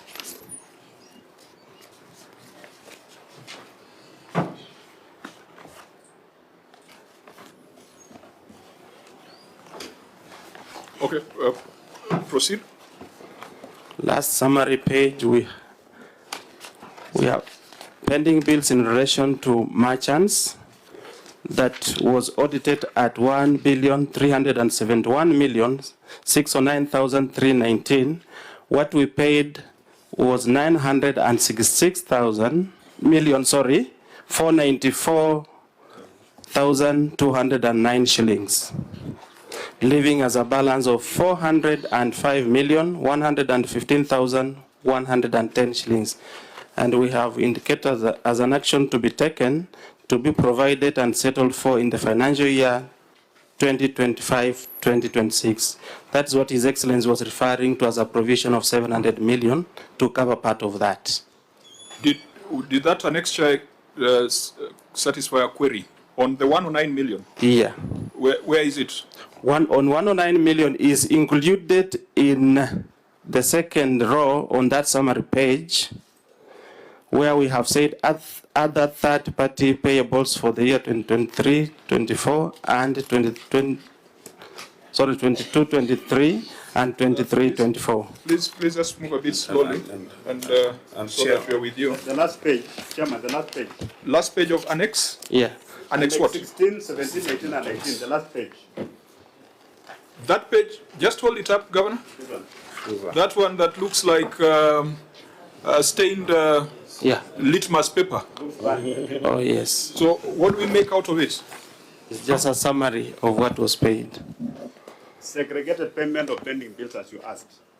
So maybe, Chair, as you look at it, is it possible to disaggregate the third-party payables, 22, 23, 23, 24, which read 273 million? What are these? Is it loans? Is it NHIF, SHA? What are they? You've only paid 16 million. And I would be worried if it is loans belonging to workers or employees. I would really be worried. There are quite a number of payments there through Honorable Chair. We talked of the issue of lab trust. We have some other financial support we are offering. Then we have associations and subscriptions. Officer, I think you might want to approach this from this route. You paid 16.8. Yes. Under that row. Yes. And you had 16.8 in your financial statements. Yes. For stipends for CHPs. Right, Chair. Are those two related? Yes. So that 16.8 was a stipend for CHPs. That is it, Your Chair. That leaves out, that means the 109 has not been paid. Yeah, we were not able to settle that. And 109 are statutory, are unremitted pension liabilities, subscriptions, pensions, etc., etc., statutory deductions, which are some of which are effected through the payroll. Why wouldn't you pay that? We actually recognize them as pending payables from prior years, even before August 2022. That is before the current regime. So why we provided them in the financial statements to enable us to have a basis for payment. You have a column here for date contracted. Yes. We can see the date contracted 2023, 2023, 2022, 2023. Right. So this one you're not running away from. These are statutory deductions unremitted during the financial year of 109 million. Correct. What 109 million relates to the financial year 2022-2023, but what we incurred and accrued was for the financial year 2023-24 was 16,800,000, which we settled, Chair. Why does 109 million sit in your books as unremitted statutory deductions? That is a question. Those were just arrears, They were just arrears. They were inherited arrears. Their pensions, their monies deducted from employees. Yes. Kept by the county government. Yes. And held under the English of inherited arrears. True. Governor, you see the team that you are running? Chairman, I mean, do you understand my concern? Because the money has been deducted from employees. It is sitting somewhere there in the entity. Mr. Chairman, we inherited the debt, not the money. Because this 119 was inherited, the money that was due to LAP Fund, NSSF, all those entities. The money was not paid, but we don't know where the money is. Today, as we speak, we remit money as we deduct. Yeah, Governor, there was a colleague of yours who told us that because of these issues of late exchequer releases, sometimes entities pay the net salary to employees. and then you have to look at your cash flow to be able to pay the statutory deductions later. If that is the case, just explain. Just explain. Is that the case in Trans Nzoia?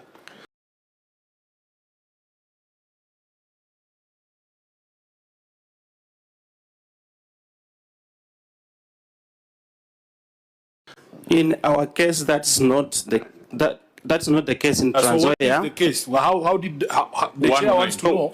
So why I'm explaining this, Chair, is that for you to be able to set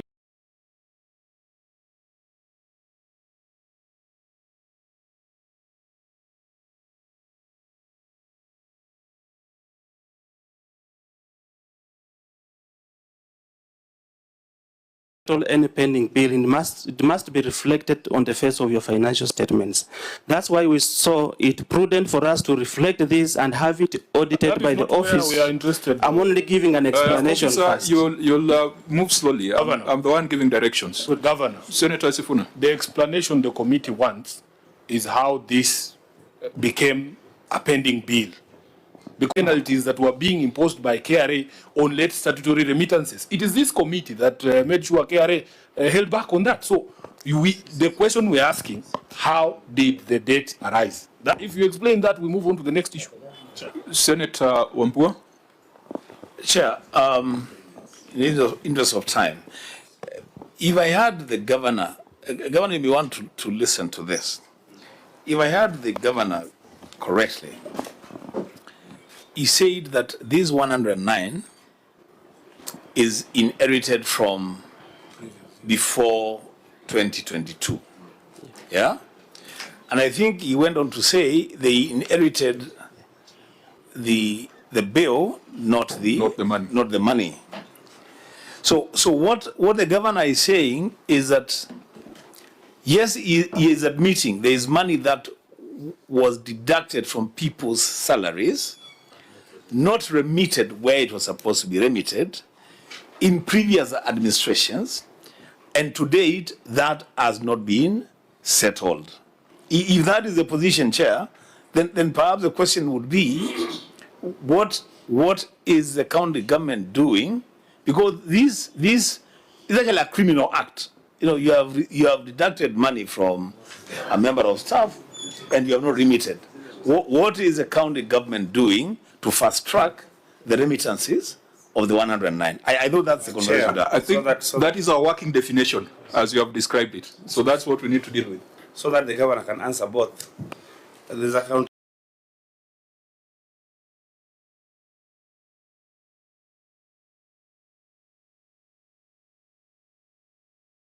argument here that this might not be inherited debts, because that second line reads other third-party payables for 2022, 2023, 2023, 2024. If it is 2022,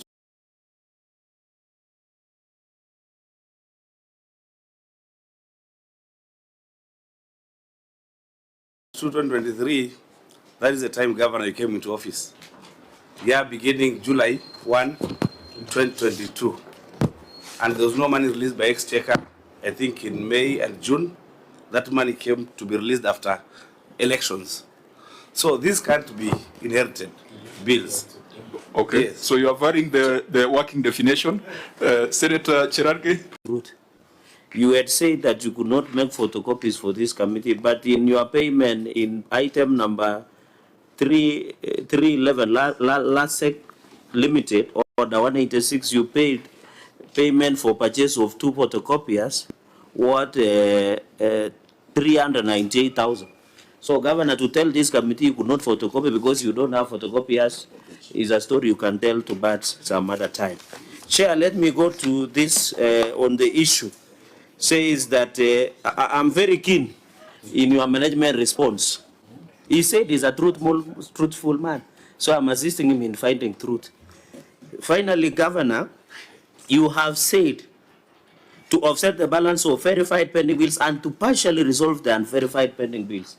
So which are these unverified pending bills? I really want to know that part. Because I have agreed you have you have given us and I've looked at your financial statements as per your chief officer has said, is you have 1.4 billion, and you have brought down, including the financial, you have put around, is it 700 million to this financial year of 2025. I'm keen on the partially resolve the unverified pending bills for the financial year 2021, 2022, and prior years. Could you be generous enough with information? Tell us how much is this? Because you have been specific by budgeting 700 million, but you have not tell us how you intend to resolve partially unverified pending bills. And comes to my question, Governor, when you took office, did you do pending bills verification? And where is the report? And how much was verified pending bills? And how much was unverified pending bills? Chair, I yield. Governor? Yeah. Maybe by giving us your version of the working definition of the problem. 109 million, that's in our document. These are debts that were inherited, not just from the first regime of devolution, but all the way to the municipalities and county councils, including the LAP fund and so forth. That's the money that we inherited. So it's appearing in 2023 because we cannot really wish it away. We must put it here and find a way of dealing with it. But as I've said, currently we deduct and we remit. We are very current. You can confirm this one even with the CPF. That's what we are doing. Number two, we've got machines. The chairman, we have machines. True, we bought. We're talking about consumables. You can have a printer, then the photocopier to have got no paper. It's of no use. That's the problem I'm talking about. They don't have finances at the moment. That's why we've got to run into problems in terms of producing these documents. Now, we're talking about the unverified pending bills. When we came into office like another responsible government, we had the assumption of office committee, and one of the things they were looking at was the pending bills. And the figure went to almost about 1.2 billion shillings. And it kept on mutating and increasing. What we did, we formed a committee that was chaired by the former Auditor General, Dr. Edward Oko. He came up with a report that classified eligible and ineligible pending bills. But I think some people who found themselves on the list of ineligible ones rushed to court. And the court, in this opinion, felt that Mr. Oko was not actually not verifying pending bills, that he was doing audit, which we disagree with. We disagreed. And that's why we formed our own pending bills verification committee that has been working. We have been able to reduce that figure from that 1.2 billion. We are coming down. We believe by the time we are done, we'll have a figure that we can really defend. And that's why we've made a provision of 700 million in the current budget, knowing that the pending bills, actually pending bills are about 441 million. But we know you're going to have the inherited pending bills that also need to be paid because this work was done by our own people in Transvaal, and they've been asking for their money. That explained and verified because we have not yet concluded the verification process. We believe we're going to conclude it during this financial year. If there'll be any money left pending or as an extra from the provision, then of course it's going to be applied to other needy things within the county. Senator Sifuna and then Controller of Budget may have stepped out. Maybe I'll toss this to the Treasury to tell us how statutory deductions should be treated, because last week we were told that recovery of interest is the first of all first charges. Why should we be raising requisitions, disbursements for settlement of other matters when statutory deductions prescribed in law are being done in the county but not being remitted to the relevant bodies? I think you need to advise us on that, because this 109, whether it was of defunct authorities of yesterday or today, there must be a commitment on its settlement. Senator Sifuna. Mr. Chairman, if you indulge me, I completed. I'd forgotten something on that 109. I think the senators, view is the same explanation we get from Transvaal, that because of insufficiency of funds, people are just being paid net salaries. Paid net salary, and therefore these other deductions, actually the money was not being deducted, so it was not there because the funds were not sufficient. So you just pay a salary, and then all these other deductions, including even pay as you earn. People are not paying, and that's why sometimes we get even penalties from KRA. As I said, we're not running out from this. Do you agree with that explanation? I do. How do you agree with it? Because when you make requisitions from the control of budget, your requisition grows. This is current, Mr. Chairman. We're talking about municipal councils and county councils. They were just paying net because the funds were not sufficient. So you'll assume that actually they deducted the money for lab fund when indeed they did not deduct the money. Senator Sifuna? Mine is a very small, curious observation. Governor, these are next year 17. When I look at the first page and the second page, there's a lot of women groups who are doing business with your county. You can count almost 20 on this page too. From Bicholwa to Rambisia to Kendelesia, I can see a lot of women groups. What is the story in Trans-Nzoia? Very briefly. No, we need to learn from other people. Yeah. What is the story, Governor? What we do in Trans-Nzoia is that we've tried to operationalize APO, access to government procurement opportunities, by young people, by women, and people living with disabilities. They form groups, and those groups, we give them company names. Through, of course, Huduma centers, they're given company names to trade with the county government. So what we do, once we give them the money, we also give them a tender to do.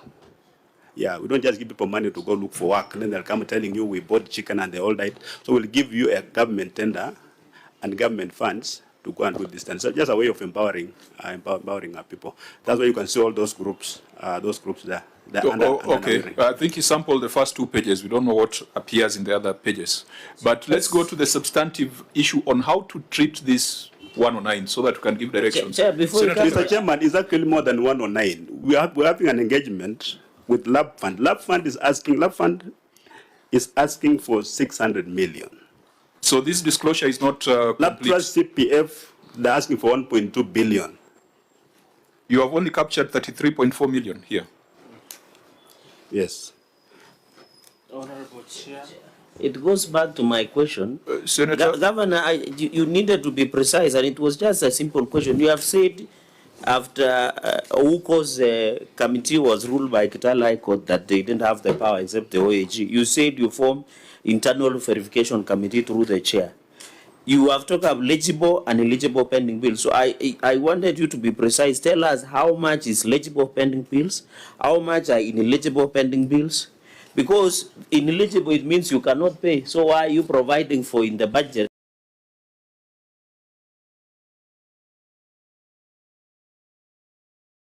of 700 million, yet you come back and you say what you are sure of is 241 million that is pending. So give us the global figure that these are eligible pending bills that I form and these are ineligible. Then tell us the story behind it, because you are shifting from 1.2 billion. You are saying you have allocated 700 million in the budget. You are saying you are sure that eligible is 241 million. So what is the story in this verification pending committee? And is it through the chair? Can you provide that report of internal verification? Chairman, what I said was that the former Auditor General, Edward Oko, chaired the committee on pending bills. His report was challenged in court and it was set aside. We didn't just fold our arms and sat there. We formed our own pending bills verification committee whose work is not complete. But we are hoping it's going to end this financial year. And if it does, we should have some money on the budget to start settling those pending bills. That's why other than the 441 million. Order, Governor. Senator, what's your Chair, maybe I just wonder to how long has been this internal committee been operating? Okay, let's allow the Governor to respond. And I hope we could make very brief responses so that we can go to other issues. Thank you, Honourable Chair. The Governor has delegated to me the responsibility to respond on that. The internal verification committee was set in July 2024.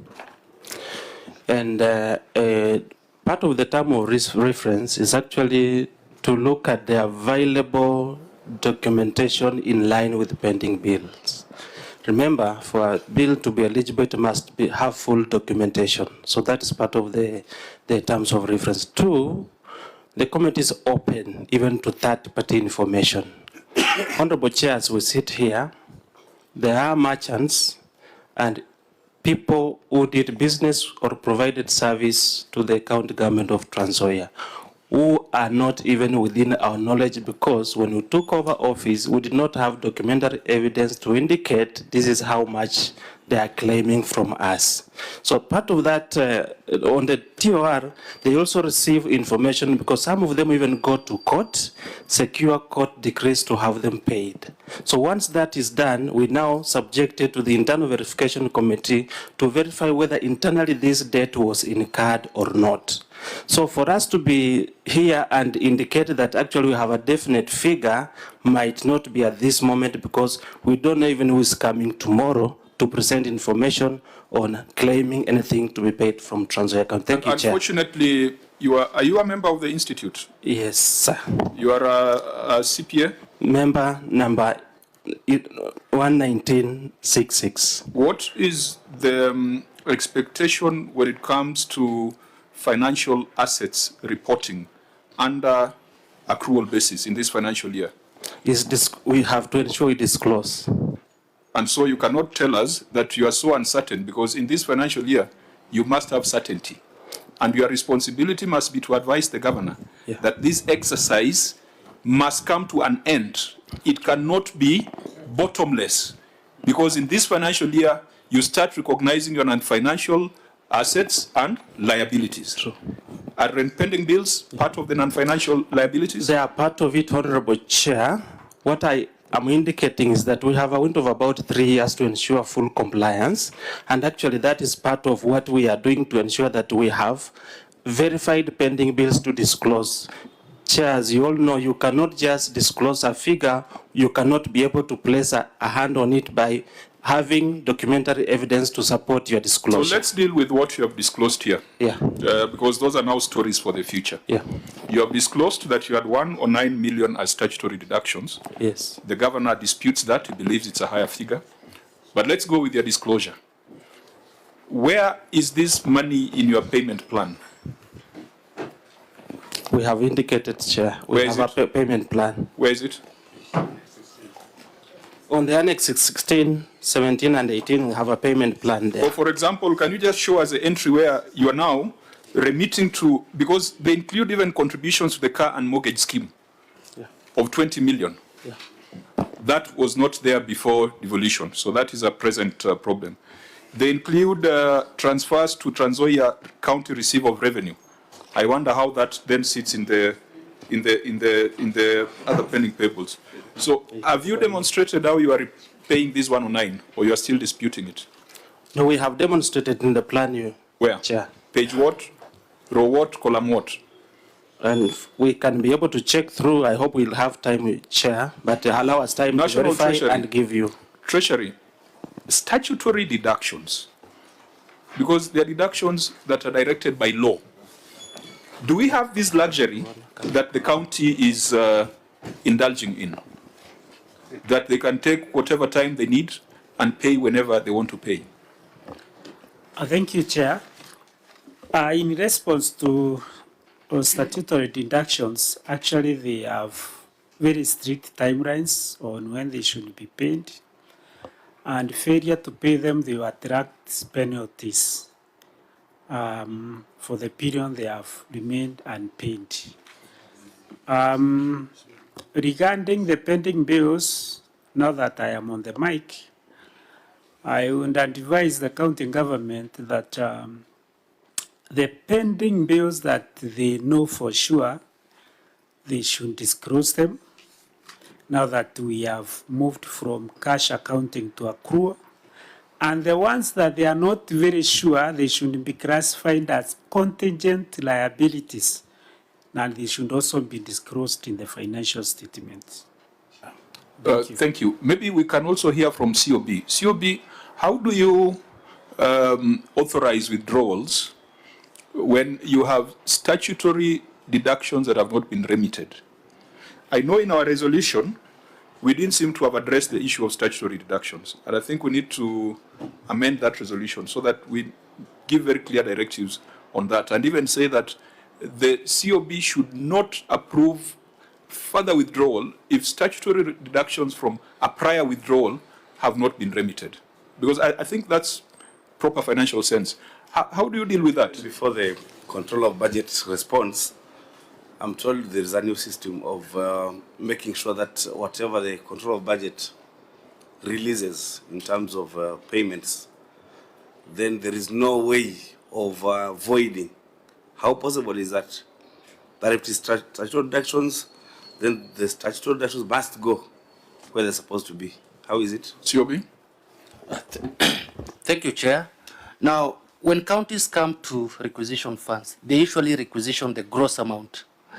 The gross amount will include all the statutory deductions. So at no point does the county requisition a net. So it is expected that counties once request for the gross amounts, that they will deduct and remit the deductions, statutory deductions, including sometimes where we have check-off loans from staff. So when a county fails to remit those deductions that have been requested, then that is an injustice even to the employees. It's Is like it an injustice or it's an offense? it's an offense because it's So like it's criminal. you are stealing from them. Chair. Senator Ombo? Chair, you know, there's one thing that we seem to be forgetting, I don't know. So if the deductions were not made in the first place, are they still valid pending bills? Because if then the position is that at some point these counties, these entities, whether municipalities or county councils, if they were paying net of the salaries, are we saying that the county is owed? Because the collection and remittance of statutory deductions, counties are acting as agents of KRA. They are collecting on behalf of KRA. So if they have not collected, is it a pending bill? In fact, Chair, just to jog the memory of the committee, the reason why KRA was amenable to the request by this same committee to waive those penalties on late remittances was because they acknowledged that the problem is with the national government. And the question, Chair, back then was, you have a national treasury here, which is responsible for disbursement of money. It disburses money late, counties get into these problems. Then another national agency called KRA is imposing a penalty on late remittances. And that is how they were able to say, this is something we are willing to look at. This was a former CS for Treasury, who was before this committee. So there is that angle that also needs to be considered, in my view. Chair. Reverend from the Treasury, and then Vice Chair. Okay, thank you, Chair. I want to put into record that the National Treasury eventually pays all the money that is due to the county government. That is by law. We have to remit all the money that is due to the county government. So probably it's an issue of delay or the timing difference, but all in all, eventually, the National Treasury is obligated by law to pay all the money that is due to the county government. And therefore, if they did not deduct, there is no way they can say they did not deduct and that employee earned a salary. The employee earned a salary plus the statutory deductions. So as this committee make and deliberation on this matter,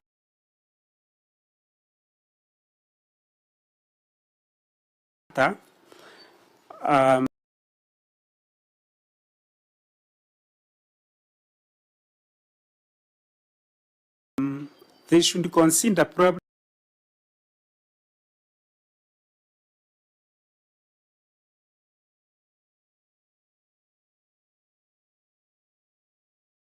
the timing difference, but the aspect of the national treasury not remitting the money is not there. I think, Reverend, as a man of God, surely you are.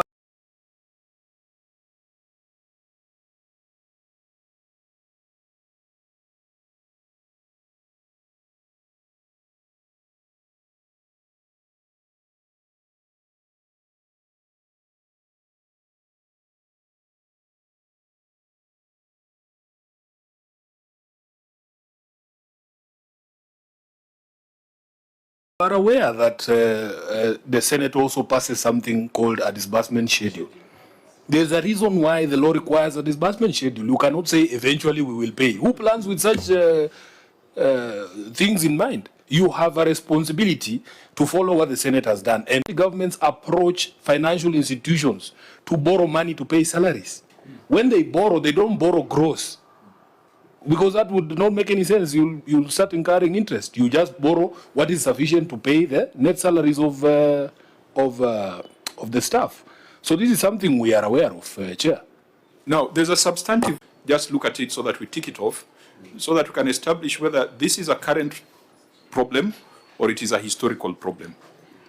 OAG, that was satisfied because you had queried 923 million of statutory dues that were non-remitted.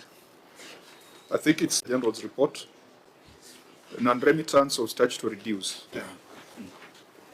Just read it out, then tell us whether this matter has been addressed so that we can contextualize this problem. Yes. Thank you, Chair. Non-remittance of statutory dues. Yes, proceed.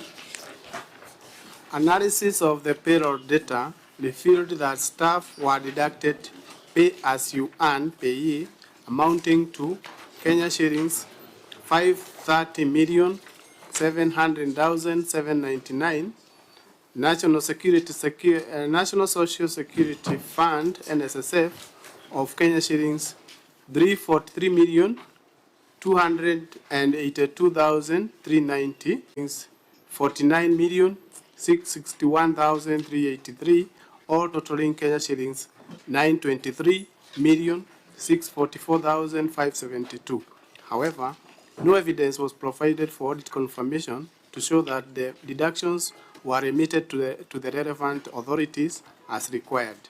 Failure to remit statutory deductions on time contravenes the Income Tax Act, National Hospital Insurance Fund Act, the National Social Security Fund Act, which may result in fines and penalties.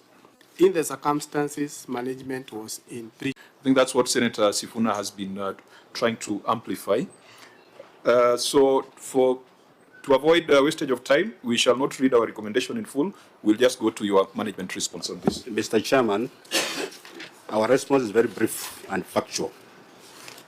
The payment for the statutory deduction was provided, that evidence was provided during the audit exercise as tabulated in the table. I want to confirm that Trans Nzoia, we are current. Every single cent that we deduct, we remit. What happened, I think, was made communication breakdown between the auditors and the relevant offices because they provided the evidence of payment of remittance. So let's get the confirmation of the OAG. OAG, you raised this, it was in the management letter, it was in the draft certificate, it was in the final certificate. If the evidence was there, why was it not provided? Pam, during the verification, we have found that the statutory deductions, the current ones, were actually deducted and also remitted and paid. So as of now, they do not have this outstanding on the current, except the 109 or any other amount that they may come up with. Our position is that during the audit, because we went through a process, this was not provided, and probably the payments have been done after the Point audit of order, had been Chair. What concluded. is the OAG saying? I'm trying to get him. Senator Jerake? So are you saying it was misreported, or are you saying when you raise this issue up to the exit meeting and management letter, you never captured? Can you stand? Kuwa na msimamo. You know, you are saying this and this, oh, we are confusing all of us. No, our stand is, is that we have This now... was misreported. No, that was the correct position as then. So, and then there was no payment. OAG, you agree with the report as tabled, but now what you are saying is that you have seen evidence subsequent, isn't it? Yes. So that that's the we position. apply the provisions of Section 52 of the Public Audit Act. Section 62. Section 62. Of the Public So that Audit the Act. officer was supposed to provide that information and did not. Yes. We recommend the investigation and prosecution. Yes. Is that That's the true position. So that then confirms that going forward, statutory deductions are being remitted. The problem are the historical ones. Yeah, correct. Maybe members should direct or advise control of budget that we should give counties maybe some 6 months to reconcile the historical statutory dues and ensure that they've got a payment plan, failure to which requisitions should not be honored.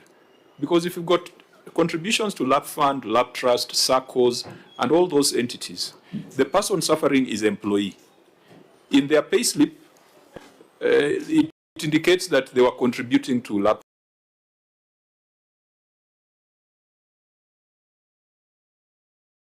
Fund or LAP Trust. But when they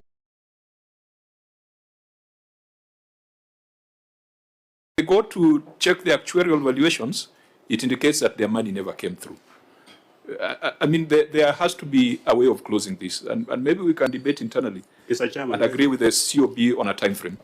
Yeah, Governor. Because some of these amounts of money have accrued for a very long period of time. I don't know if it's possible for the county governments. The employee has got no business knowing whether the money was remitted or not. As far as they are concerned, they were employees, their money was remitted. Now you have retired and then there is no pension. So instead of engaging in back and forth, can we now just bite the bullet and see what needs to be done? Senator Sifuna, you are indicating that there's a resolution you have made on... I believe so, and the Secretariat can confirm. There was a resolution of the Senate on the question of LAP Fund and LAP Trust. Because as Governor says, we also had a part of the largest part of the Nairobi pending bill of 100 billion is actually monies owed to those two institutions. There was a resolution of the Senate on the same. And from... CPIC. Yes. CPIC did an inquiry on non-remittance of statutory deductions. Okay, so what was the resolution of the Senate? Let me follow up with the clerk of the committee. I remember that matter coming before. Okay, fine. But separately, you have seen, Chair, there are county governments that have sat down with these entities and entered into agreements. I think the best example is Makueni, right? Governor Mutula told us that there is a running agreement with LAP Fund on how they're going to settle this. So what conversations are you having yourself? We have done of course, there are also bad examples like Nairobi when asset swaps without proper validation. Absolutely. Yeah. Chairman, we have done the same, and we've done MOUs with its LAP Fund, with LAP Fund. Of course, my main concern is that this money is an investment. So when we do these discussions, we argue in a manner that removes the interest, so that at the end of the day, the pensioner doesn't get what is actually due to them. Yeah. So you are making a compromise, but who is suffering? The past suffering is not part of the negotiation. So you can see we are moving from 1.2 billion and we agree to pay like 300 million. So this amount that you're forfeiting is due to somebody who is not going to get that dues.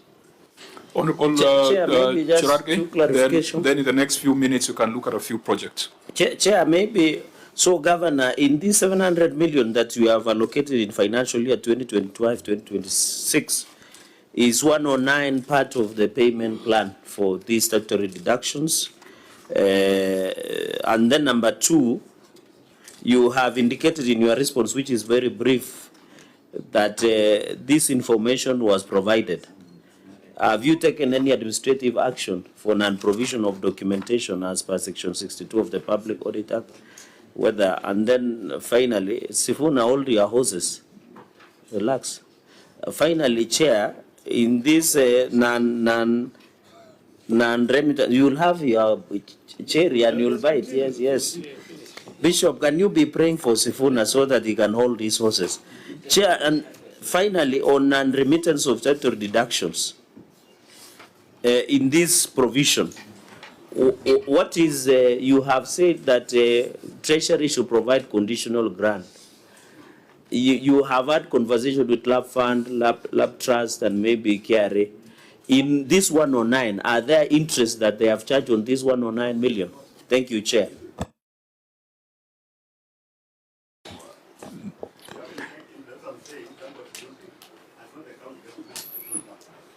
Please have your mic on so that you're on record. Yeah, I'm saying interest, actually that when we discuss this, the interest actually compounded. So we discussed, the short compound interest, we remove all the interest. But that's the money that's due to pension, to the pensioner. So it's not the county government losing or the lab fund losing, it's actually the pensioner who is losing. That's why I thought maybe if the government can find another way of cushioning these people, because the people who have worked for government, they've retired, now they're having very many non-communicable diseases, and then they need money. At the end of the day, we're telling them, your money was not remitted. Okay. On the issue of 700 million. On the issue of failure to provide the documents for remitted funds, Mr. James will have to guide here because it's not becoming an issue that you gave, you didn't give. You gave, we didn't give. Because my officers are saying we gave the documentation. No, that's why we are saying it shall be investigated. Yes. Yeah, so action will only be taken after investigation. Yes. Yeah, maybe clarify, Governor, on this 700. So are you intending That's what I'm coming to. Okay, okay. Yeah. The 700 million is provided for in the current budget, 25-26, to sort out the verified pending bills that are known. We've paid partly 93 million. There's about 441 million that have not paid. The 700 million is going to pay part of that, all of that, 441. And then we said the unverified pending bills, most of them which were inherited. We're going to verify them. If they're more than the balance, then we're going to make a provision for 2026-27.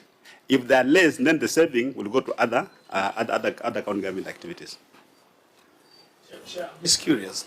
That 700 million is for 2025, 2026. Yes. What is your development budget for that financial year? You need a budget. Just a figure. Please, let's move quickly. By 2:30, the Speaker will be requiring us in the House. What percentage?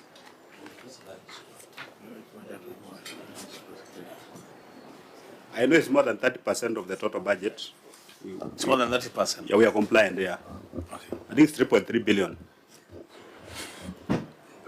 So, honourable members, I think as we, for us to move to the next issue, the Auditor General has confirmed that the issue of statutory remittances is now going forward, is now being resolved, but we are going to make recommendations on the historical ones and also recommendations on those who failed to provide documents. Auditor, keep these in view now that you're doing the current audit to confirm that there's proper disclosure in line with accrual basis of reporting.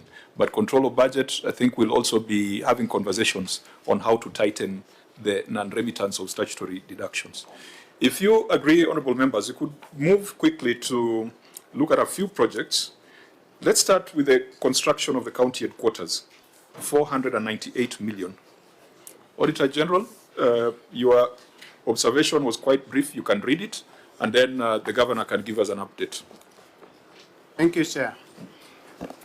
In complete construction of the county's headquarters, the county executive awarded a local contractor the contract to construct the Trans Nzoia County headquarters at a contract sum of Kenya shillings 498,835,545 on 29th June 2023 for a period of 56 weeks.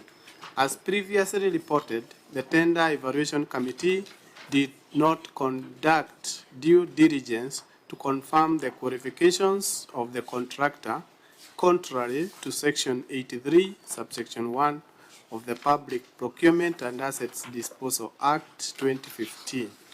Fiscal verification carried out on 9th September 2024 revealed that a signboard costing Kenya shillings 250,000 was not erected in the construction site as indicated in the bill of quantities.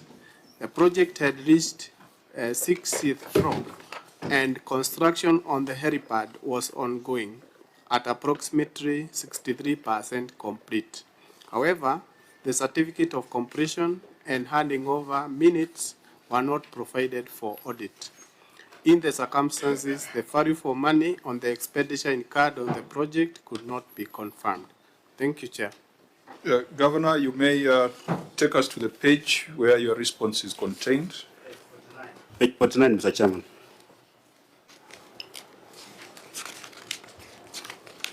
Okay, you may proceed. We gave recommendations in line with prioritization of completion of stalled projects and also administrative action that was proposed there for non-provision of documents. Please give us your response on action taken. The Department of Public Service Management awarded tender number 1293050 of 2022-23 to CM East Africa Construction Limited for the proposed construction of county headquarters at a contract sum of 5 Kenya shillings 498,835,545. Mr. Chairman, the due diligence report was availed but was not considered during the audit exercise.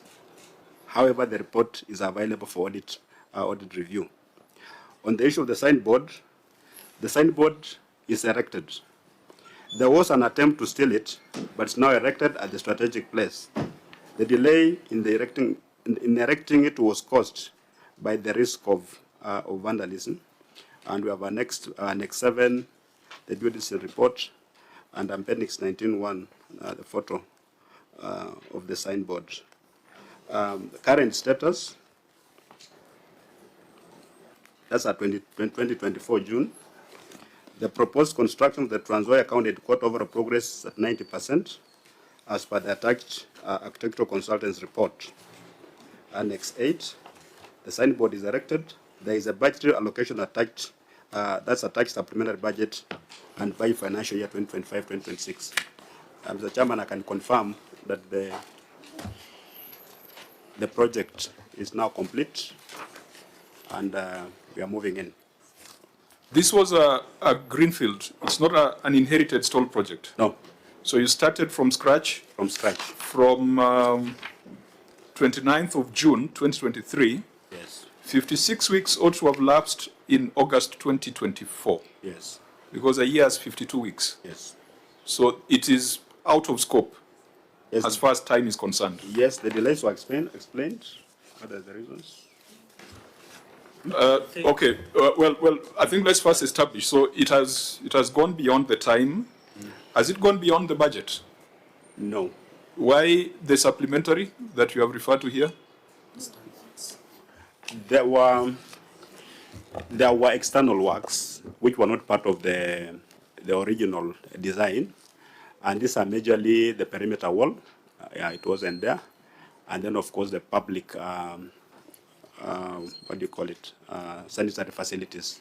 So what's the percentage variation so far? Is how much? Huh? No, the money. We only paid 50%. Variation. Of the project. Yes. It's actually 15%.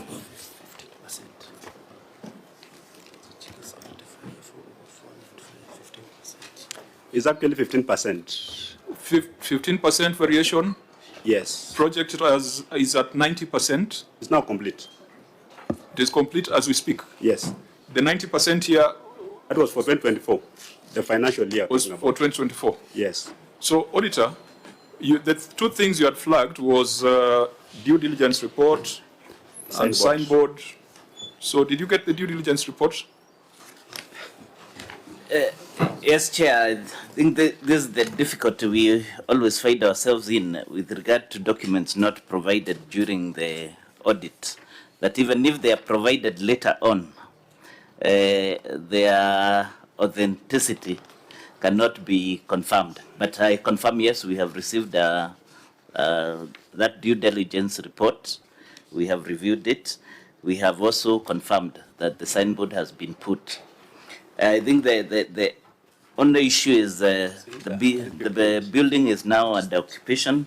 However, I think it's only having a certificate of partial completion. Thank you, Chair. Yes, you see, is this a matter that is part of your investigations? Yes, Chair, this is a matter that is part of our current investigations. Okay. Honorable members, Senator Cheragi. Governor, if you are saying that the county headquarters is complete, one is that you say there's a variation of 15%. Is it inclusive of this 499 million approximately? And then number two, if you are saying the county headquarters is complete, I saw in some media outlets that you have already occupied. And the OAG is saying you have partial certificate of completion. Why would you occupy a building that is one, you don't have a certificate of occupation by Public Works? Number two, is there occupation certification? Is the building insured just in case of liability?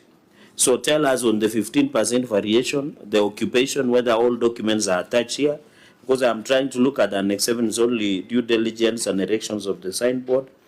And if it is not complete, is there a budgetary allocation? Because I can see from due diligence report that you have provided. That will be my last question on the, just a moment, on this. You have said in, this one was due diligence report, Chair, for the proposal of Trans Nzoia, this was 100 million. And whether these 3 years financial review period has been done. So can you provide that? And Governor, having served previously, I thought it is important to follow law. Even if there was an agency of occupying an office, even this building, I remember when Bunge Towers was being inaugurated, one of the critical important aspect was certificate of occupation provided by Public Works, because from the information from the OAG, when during our brief, Chair, there is no insurance cover for the building. So can you highlight, maybe you have it, but it's not here, so that we can get that clarity? Yeah, so now the governor can respond to the same issues. Governor, my concern is with the signboard. I have a concern there. 2 things. One, this signboard looks very ordinary. How it is costing 250,000, I don't know. And then secondly, why would somebody want to steal it? Is it made of gold? I mean, why would you steal this? I mean, so just tell us the story around that that billboard. You want the governor to speak on behalf of thieves? Chair, you say that there's somebody who wanted to steal it. I mean, it looks. Yeah, I mean, it's a very curious response on record. Governor. Mr. Chairman, I think the issue of the signboard, the cost was in the BQ. So maybe the auditors need to make a determination whether it was worth it. But I think you follow the specification of that signboard. It may look like that because we know it's just a photo. Maybe if you go to the ground, you can see something completely different. As to Senator Cherargei's issue, I don't know if you should respond, Mr. Chairman, because it's not an audit query. It's not an audit issue for 2024, 2023, 2024. No, when you come to Parliament, there is something called supplementary questions, so that is allowed. So if you don't have records or evidence to respond, you are also free to ask for. So by 2024, the year in question we had not occupied the building because it was not complete. It was at 90% complete. But as I've said, it's now complete, and we were asking for some indulgence from this committee so that we can even demonstrate it Yeah, on the screen you see how it is. Because people may think that's just an academic exercise, some abstract thing. The building If time would have allowed us, we would have demonstrated to us the helipad and the number of helicopters the county government has for it to be a necessity. The helipad is for people like you when you come to visit Transwaya. I come on ground. But our chair does not own a chopper. Yeah, I don't own a chopper. I don't know how many choppers do you own as a Not county everybody who has a chopper owns it actually. You can always Yeah, hire. so members, I think for efficiency. Chair, maybe for even governor, you know, under Article 229 says Parliament shall consider OAG reports. So we have power to get more information. Yes. A direct question was, if you are now occupying the building, it was just a simple question that is there a certificate of occupation and issues of insurance. You and me know that, God forbid, if a liability occurs, you must show covered, and I think OAG has never shown us. So if Mwananchi works and he gets injured, you can imagine the implication, and your advocate or the county attorney will tell you the danger that you are subjecting yourself and everybody else. You maybe you have taken life cover for yourself, but what about the ordinary, the one you normally walk around in Tawe movement? Do they have life cover? They don't. Governor, very brief. We are currently not in occupation of that building. So what we do is this, because this is not part of the stalled projects. This is a project that was initiated in at the more or less at the beginning of the financial year under review, because it was awarded at the end of June 2023. Yes. And it was to run for 56 weeks. Now the governor says it's complete. Auditor, this is now where you come in to do your postmortem and to confirm whether it was done lawfully and efficiently. And perhaps you will go and ask those questions as to why we needed a helipad, and you're going to ask those questions as whether a certificate of occupation has been issued. Chair, maybe Governor, you are or not, are you saying no one is occupying that county headquarters as per now? No one. No one. No, just go on record, your mic is off.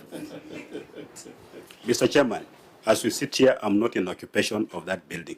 It is still under the hands of the contractor. Yes. So let's allow the Auditor General to keep this in view, update us in the current audit, and Auditor, please, where $500 million shillings has been spent, the audit query cannot be a signboard worth 250,000. That cannot be the audit query.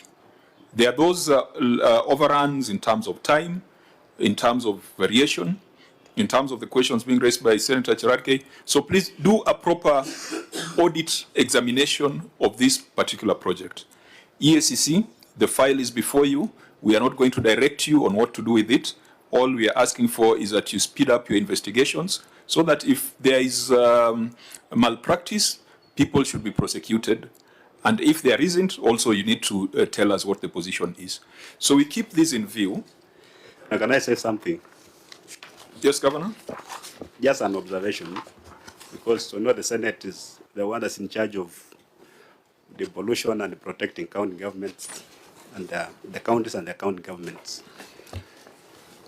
What I've learned as a first-time governor is that every time you do a big project that's worth millions of shillings, it attracts a lot of interest. And majorly is about fault finding. People have got this belief that if you do a project worth 50 million, you've taken 5 million.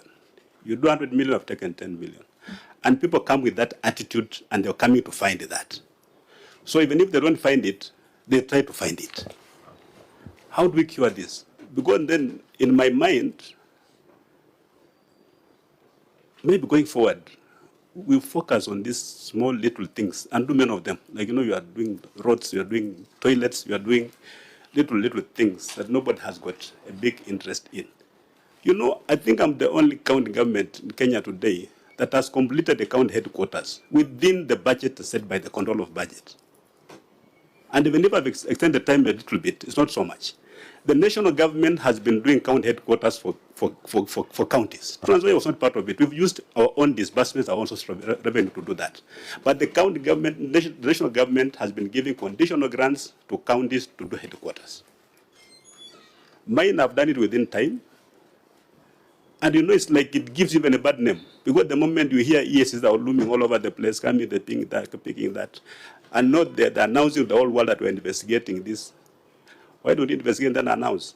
Why do you announce and then start investigating? Because at the end of the day, you've already been persecuted in public. You must protect the stakeholders in this meeting. Yeah. ESCC is Let not me finish first, because Governor. I made a disclaimer. Governor, I gave indication that in the next 16 minutes, whatever we discuss here will be null and void because the House will be in session.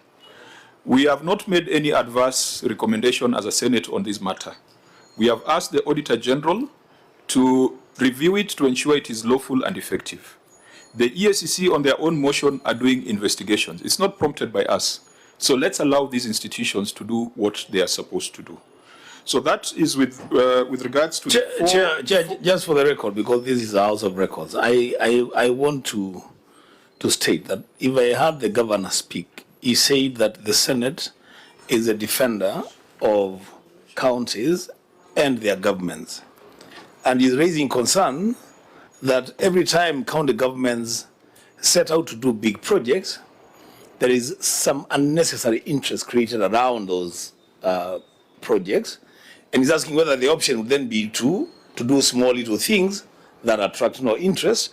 And he has mentioned the ESCC. It's not mentioned in bad light. He's just saying that why can't you investigate and announce the results of your investigations instead of announce to everybody that I want to begin investigations on this building and nothing comes out of it. I think it's a fair comment. I think, Senator Wambua, we had the ESCC here 3 weeks ago. We discussed that, yes. And we gave them our thoughts, which are aligned to what the governor is saying. So let's not reopen the debate now. And for the information to Senator Wambua, who was in that meeting, part of the investigation of ESCC was on impress by the MCS. Was it from your county? So it doesn't mean. So let's not reopen that. No, it was. Senator Cherargei. Chair, it is on record. I will. No, it was not his county. It was Makueni. No, it was not the county. I think it was Makueni. So let's proceed. So Chair, let's proceed in this manner. Just for a purposes comment, of time. just so that I conclude like Wambua, is that ESCC, I want to inform the governor because we had an honor of attending that meeting. That ESCC is investigating all issues. Chair. And if governor wants to make some comments, those are political statements. He can make it somewhere else. I'm very sure the governor was very clear on what One final word, please. I'm very sure he was very clear. It's not just ESCC alone. It attracts interest from all over, including this year. Sometimes they're requesting for the same document. Yes, one seat. This year, one seat. You know, it's like a scramble for these things. Governor, they call it it's par for the course. That comes with your territory, that comes with your position. I think the only thing we can subject to debate is a matter which we ourselves are referring to ESCC. For example, the issue of on-source revenue, we have asked ESCC to investigate for good reasons. So anything that ESCC is doing on their own motion, we cannot interfere with that. The next project is Natembeya Mother and Child Hospital, cumulative sum of 142 million. From the responses, the governor indicates that the projects have just been completed. If that is the case, then we can ask the Auditor General to keep them in view, because maybe there is information that the county has that was not there at the time of audit. The two issues, Natembeya Mother and Child Hospital, in complete construction. The responses that we are seeing here, we are seeing a certificate of practical completion. Auditor General, you can confirm that? Yes, thank you, Chair. I wish to confirm that the projects are completed, but not in use. So the issue of value for money continues to hold true up to this moment. Can you then, in the current audit that you're doing, again review it for lawfulness and effectiveness? I think it would be better that way instead of trying to hypothesize. Country Aggregation and Industrial Park at Namandala. Last week we discussed KAIP for Turkana and the challenges that are there. This is a matter, Governor, is it complete or it is still work in progress, the KAIP? The chairman is not complete. It is still work in at 42%. 42%. Yeah. Members, can we allow the Auditor General to keep this in view and review it in the current audit cycle? There was something about Mitume Fresh Produce Market, but let's go to the multi-story business complex, where the contract was signed in 2018 at a sum of 874 million. Governor, is this complete, this multi-story business complex? It's not complete, Mr. Chairman. It's at what percentage? 92%. So it has not changed since the audit, because at the audit it was at 92%. It hasn't, because I've got a problem with the contractor. We've paid all the IPCs, but the guy's not on site. He has started making very outrageous claims, almost to the equivalent of the contract sum. And he has taken the matter to arbitration. We are going to prosecute this matter. Honorable members, do we keep this in view? Chair, maybe just a comment. So, Governor, this contractor has been paid this 874,280,383 had been paid. What was the, now that you have your chief officer, has the chief officer been there for some time? Is he new or he has been there? The chief officer has been trade. So that I ask the subsequent question. Your chief officer of finance. The chief officer for trade has been there. Has been there for some time. Yes, yes. So could he have the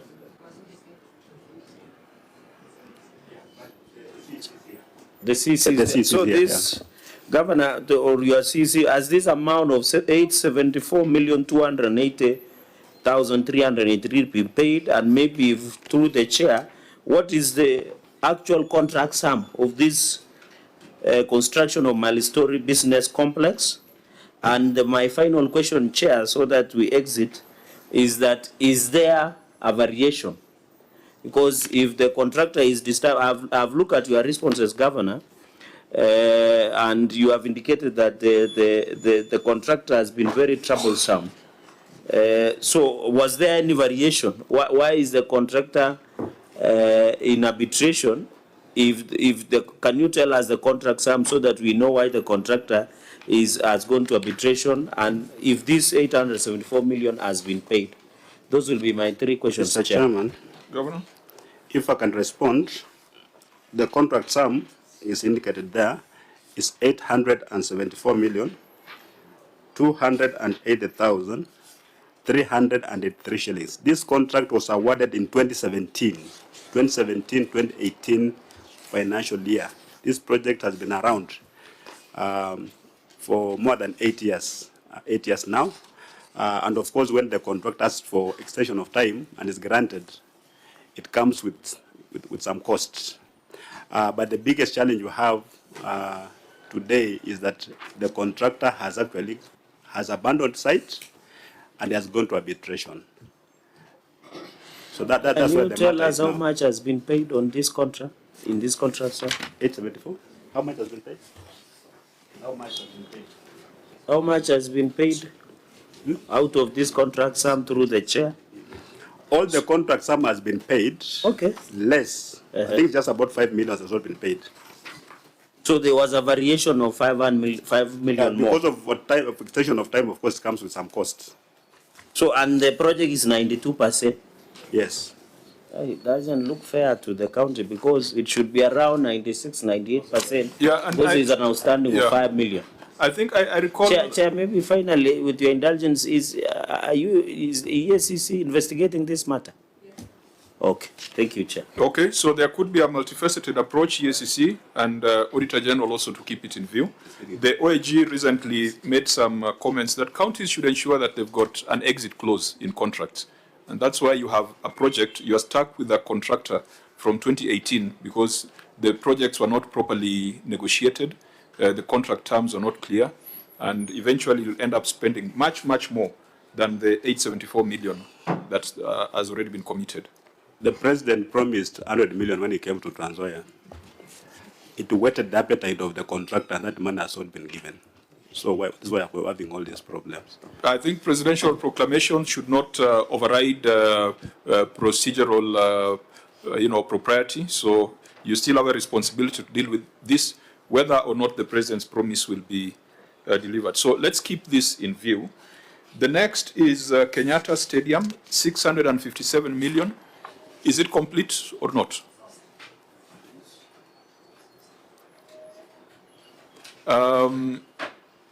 So again, it's work in progress. I think OAG keep it in view.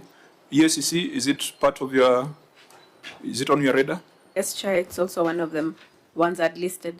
Okay, so as far as the maybe- Senate is concerned, we will wait for the report of the OAG Just a comment. in the current financial year. I see in the observation of the certificate of OAG, there was an issue of boundary. Was that resolved? Or somebody had encroached? Perhaps maybe to request Senator Cherargei, if you look at the time, Yes. we have only about 5 minutes. So let's keep those questions. Let the OAG advise us in the next audit cycle. Okay. There is a teaching hospital, 1.6 billion.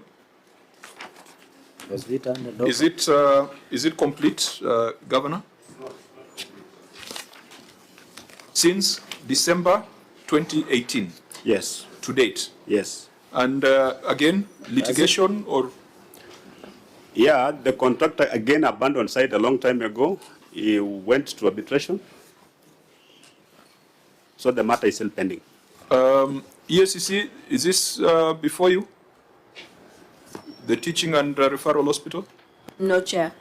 Okay. Chair, out of 1.6 billion, are you aware of any amount that has been paid for this? And number two, was it handed over? I've seen like here in Nyandarua, Chair, and Kakamega. Was it part of that was handed over or in partnership with national government? Thank you. No, this project was conceived by the county government of Trans Nzoia in 2018. It has got different phases. I think that what is remains phase 3. So how much has been paid out of 1.6 billion so far? 1.5? 1.6 because it says the Yeah? contract sum. Sorry, it says the contract sum is The 1.6 Auditor General has billion. reported on it, says 98% has been paid. Yes. So how much is that? 1.57 billion. That's 1.5 billion. Yeah. Is the work done 98%? No. If there was any project that ESC should be investigating, it's this one. It is the one that you are not investigating. I am giving directions as a chair. Then he can EACC, volunteer information to EACC, in addition to the OSR matter, yes, please, this particular matter must also be under Of your radar. interest. Because it cannot be acceptable Yes. that a contract of 1.6 billion, 98% is paid and it is not complete. And how many percent of the project? With 98%, Yes. you could be using a corner of the hospital. Yes. Surely, with 1.57 billion paid. So let's escalate this to EACC. Let's ask the Auditor General to give us a comprehensive report on this matter. If you look at Trans Nzoia, it's littered with projects. Some are historical and stalled, and some are current. I'm glad that 2 of the current ones that we have reviewed indicates that they are complete. So there seems to be a problem with the historical projects. Yeah. Perhaps as we had resolved to visit Turkana, I think Turkana, Trans Nzoia, West Pokot are easily, they are within the same circuit. So perhaps when we are doing our county visit plan, we can do Turkana, do Trans Nzoia, see the success stories, but also take note of the stalled projects that require serious intervention. So I think that is our resolution, that as much as the OAG is keeping it in view, the EACC is doing investigations. Senate will also organize itself to come and visit some of these projects. A few issues we have not dealt with. I think we'll take the written responses and make recommendations. And when we eventually come to Trans Nzoia, we will give final declarations on any other matter that we have not dealt with. Honourable members, if there is any matter in closing, otherwise we would allow the governor to make his closing remarks. Just one comment, Mr. Chairman. When we were on the receipt of revenue, we gave a disclaimer that I'm just popular, but it's not demonstrated. I think my popularity is demonstrated. And I cannot be judged by what happens just in one small section called the receiver of revenue. Of course, I was the first one to admit that we've got problems there. and I've actually called upon this committee of the Senate, maybe to share experiences from the other counties, how they've managed to deal with the problem of revenue leakages by staff. Because in my mind, I believe every revenue payer in Trans Nzoia pays. That one I can really guarantee. But where does the money end up? Not all of it ends up in where it's supposed to end us. Otherwise, I want to thank you for giving us the opportunity to again demonstrate that devolution is working. Thank you, Chair. Thank you. The time will not allow us to say much. We wish you a safe journey. We'll organize ourselves to come and visit. And please make sure that these toll projects, you find a solution to it. And make sure that every cent that the woman in the market pays is accounted for. And if it cannot be accounted for, then kick out the crooks in your institution, those who are stealing under your nose. Because this conversation has established that there is that likelihood. But we leave that for investigation and recommendation by the EACC. The meeting is adjourned. This committee will meet on Thursday morning at 9:30.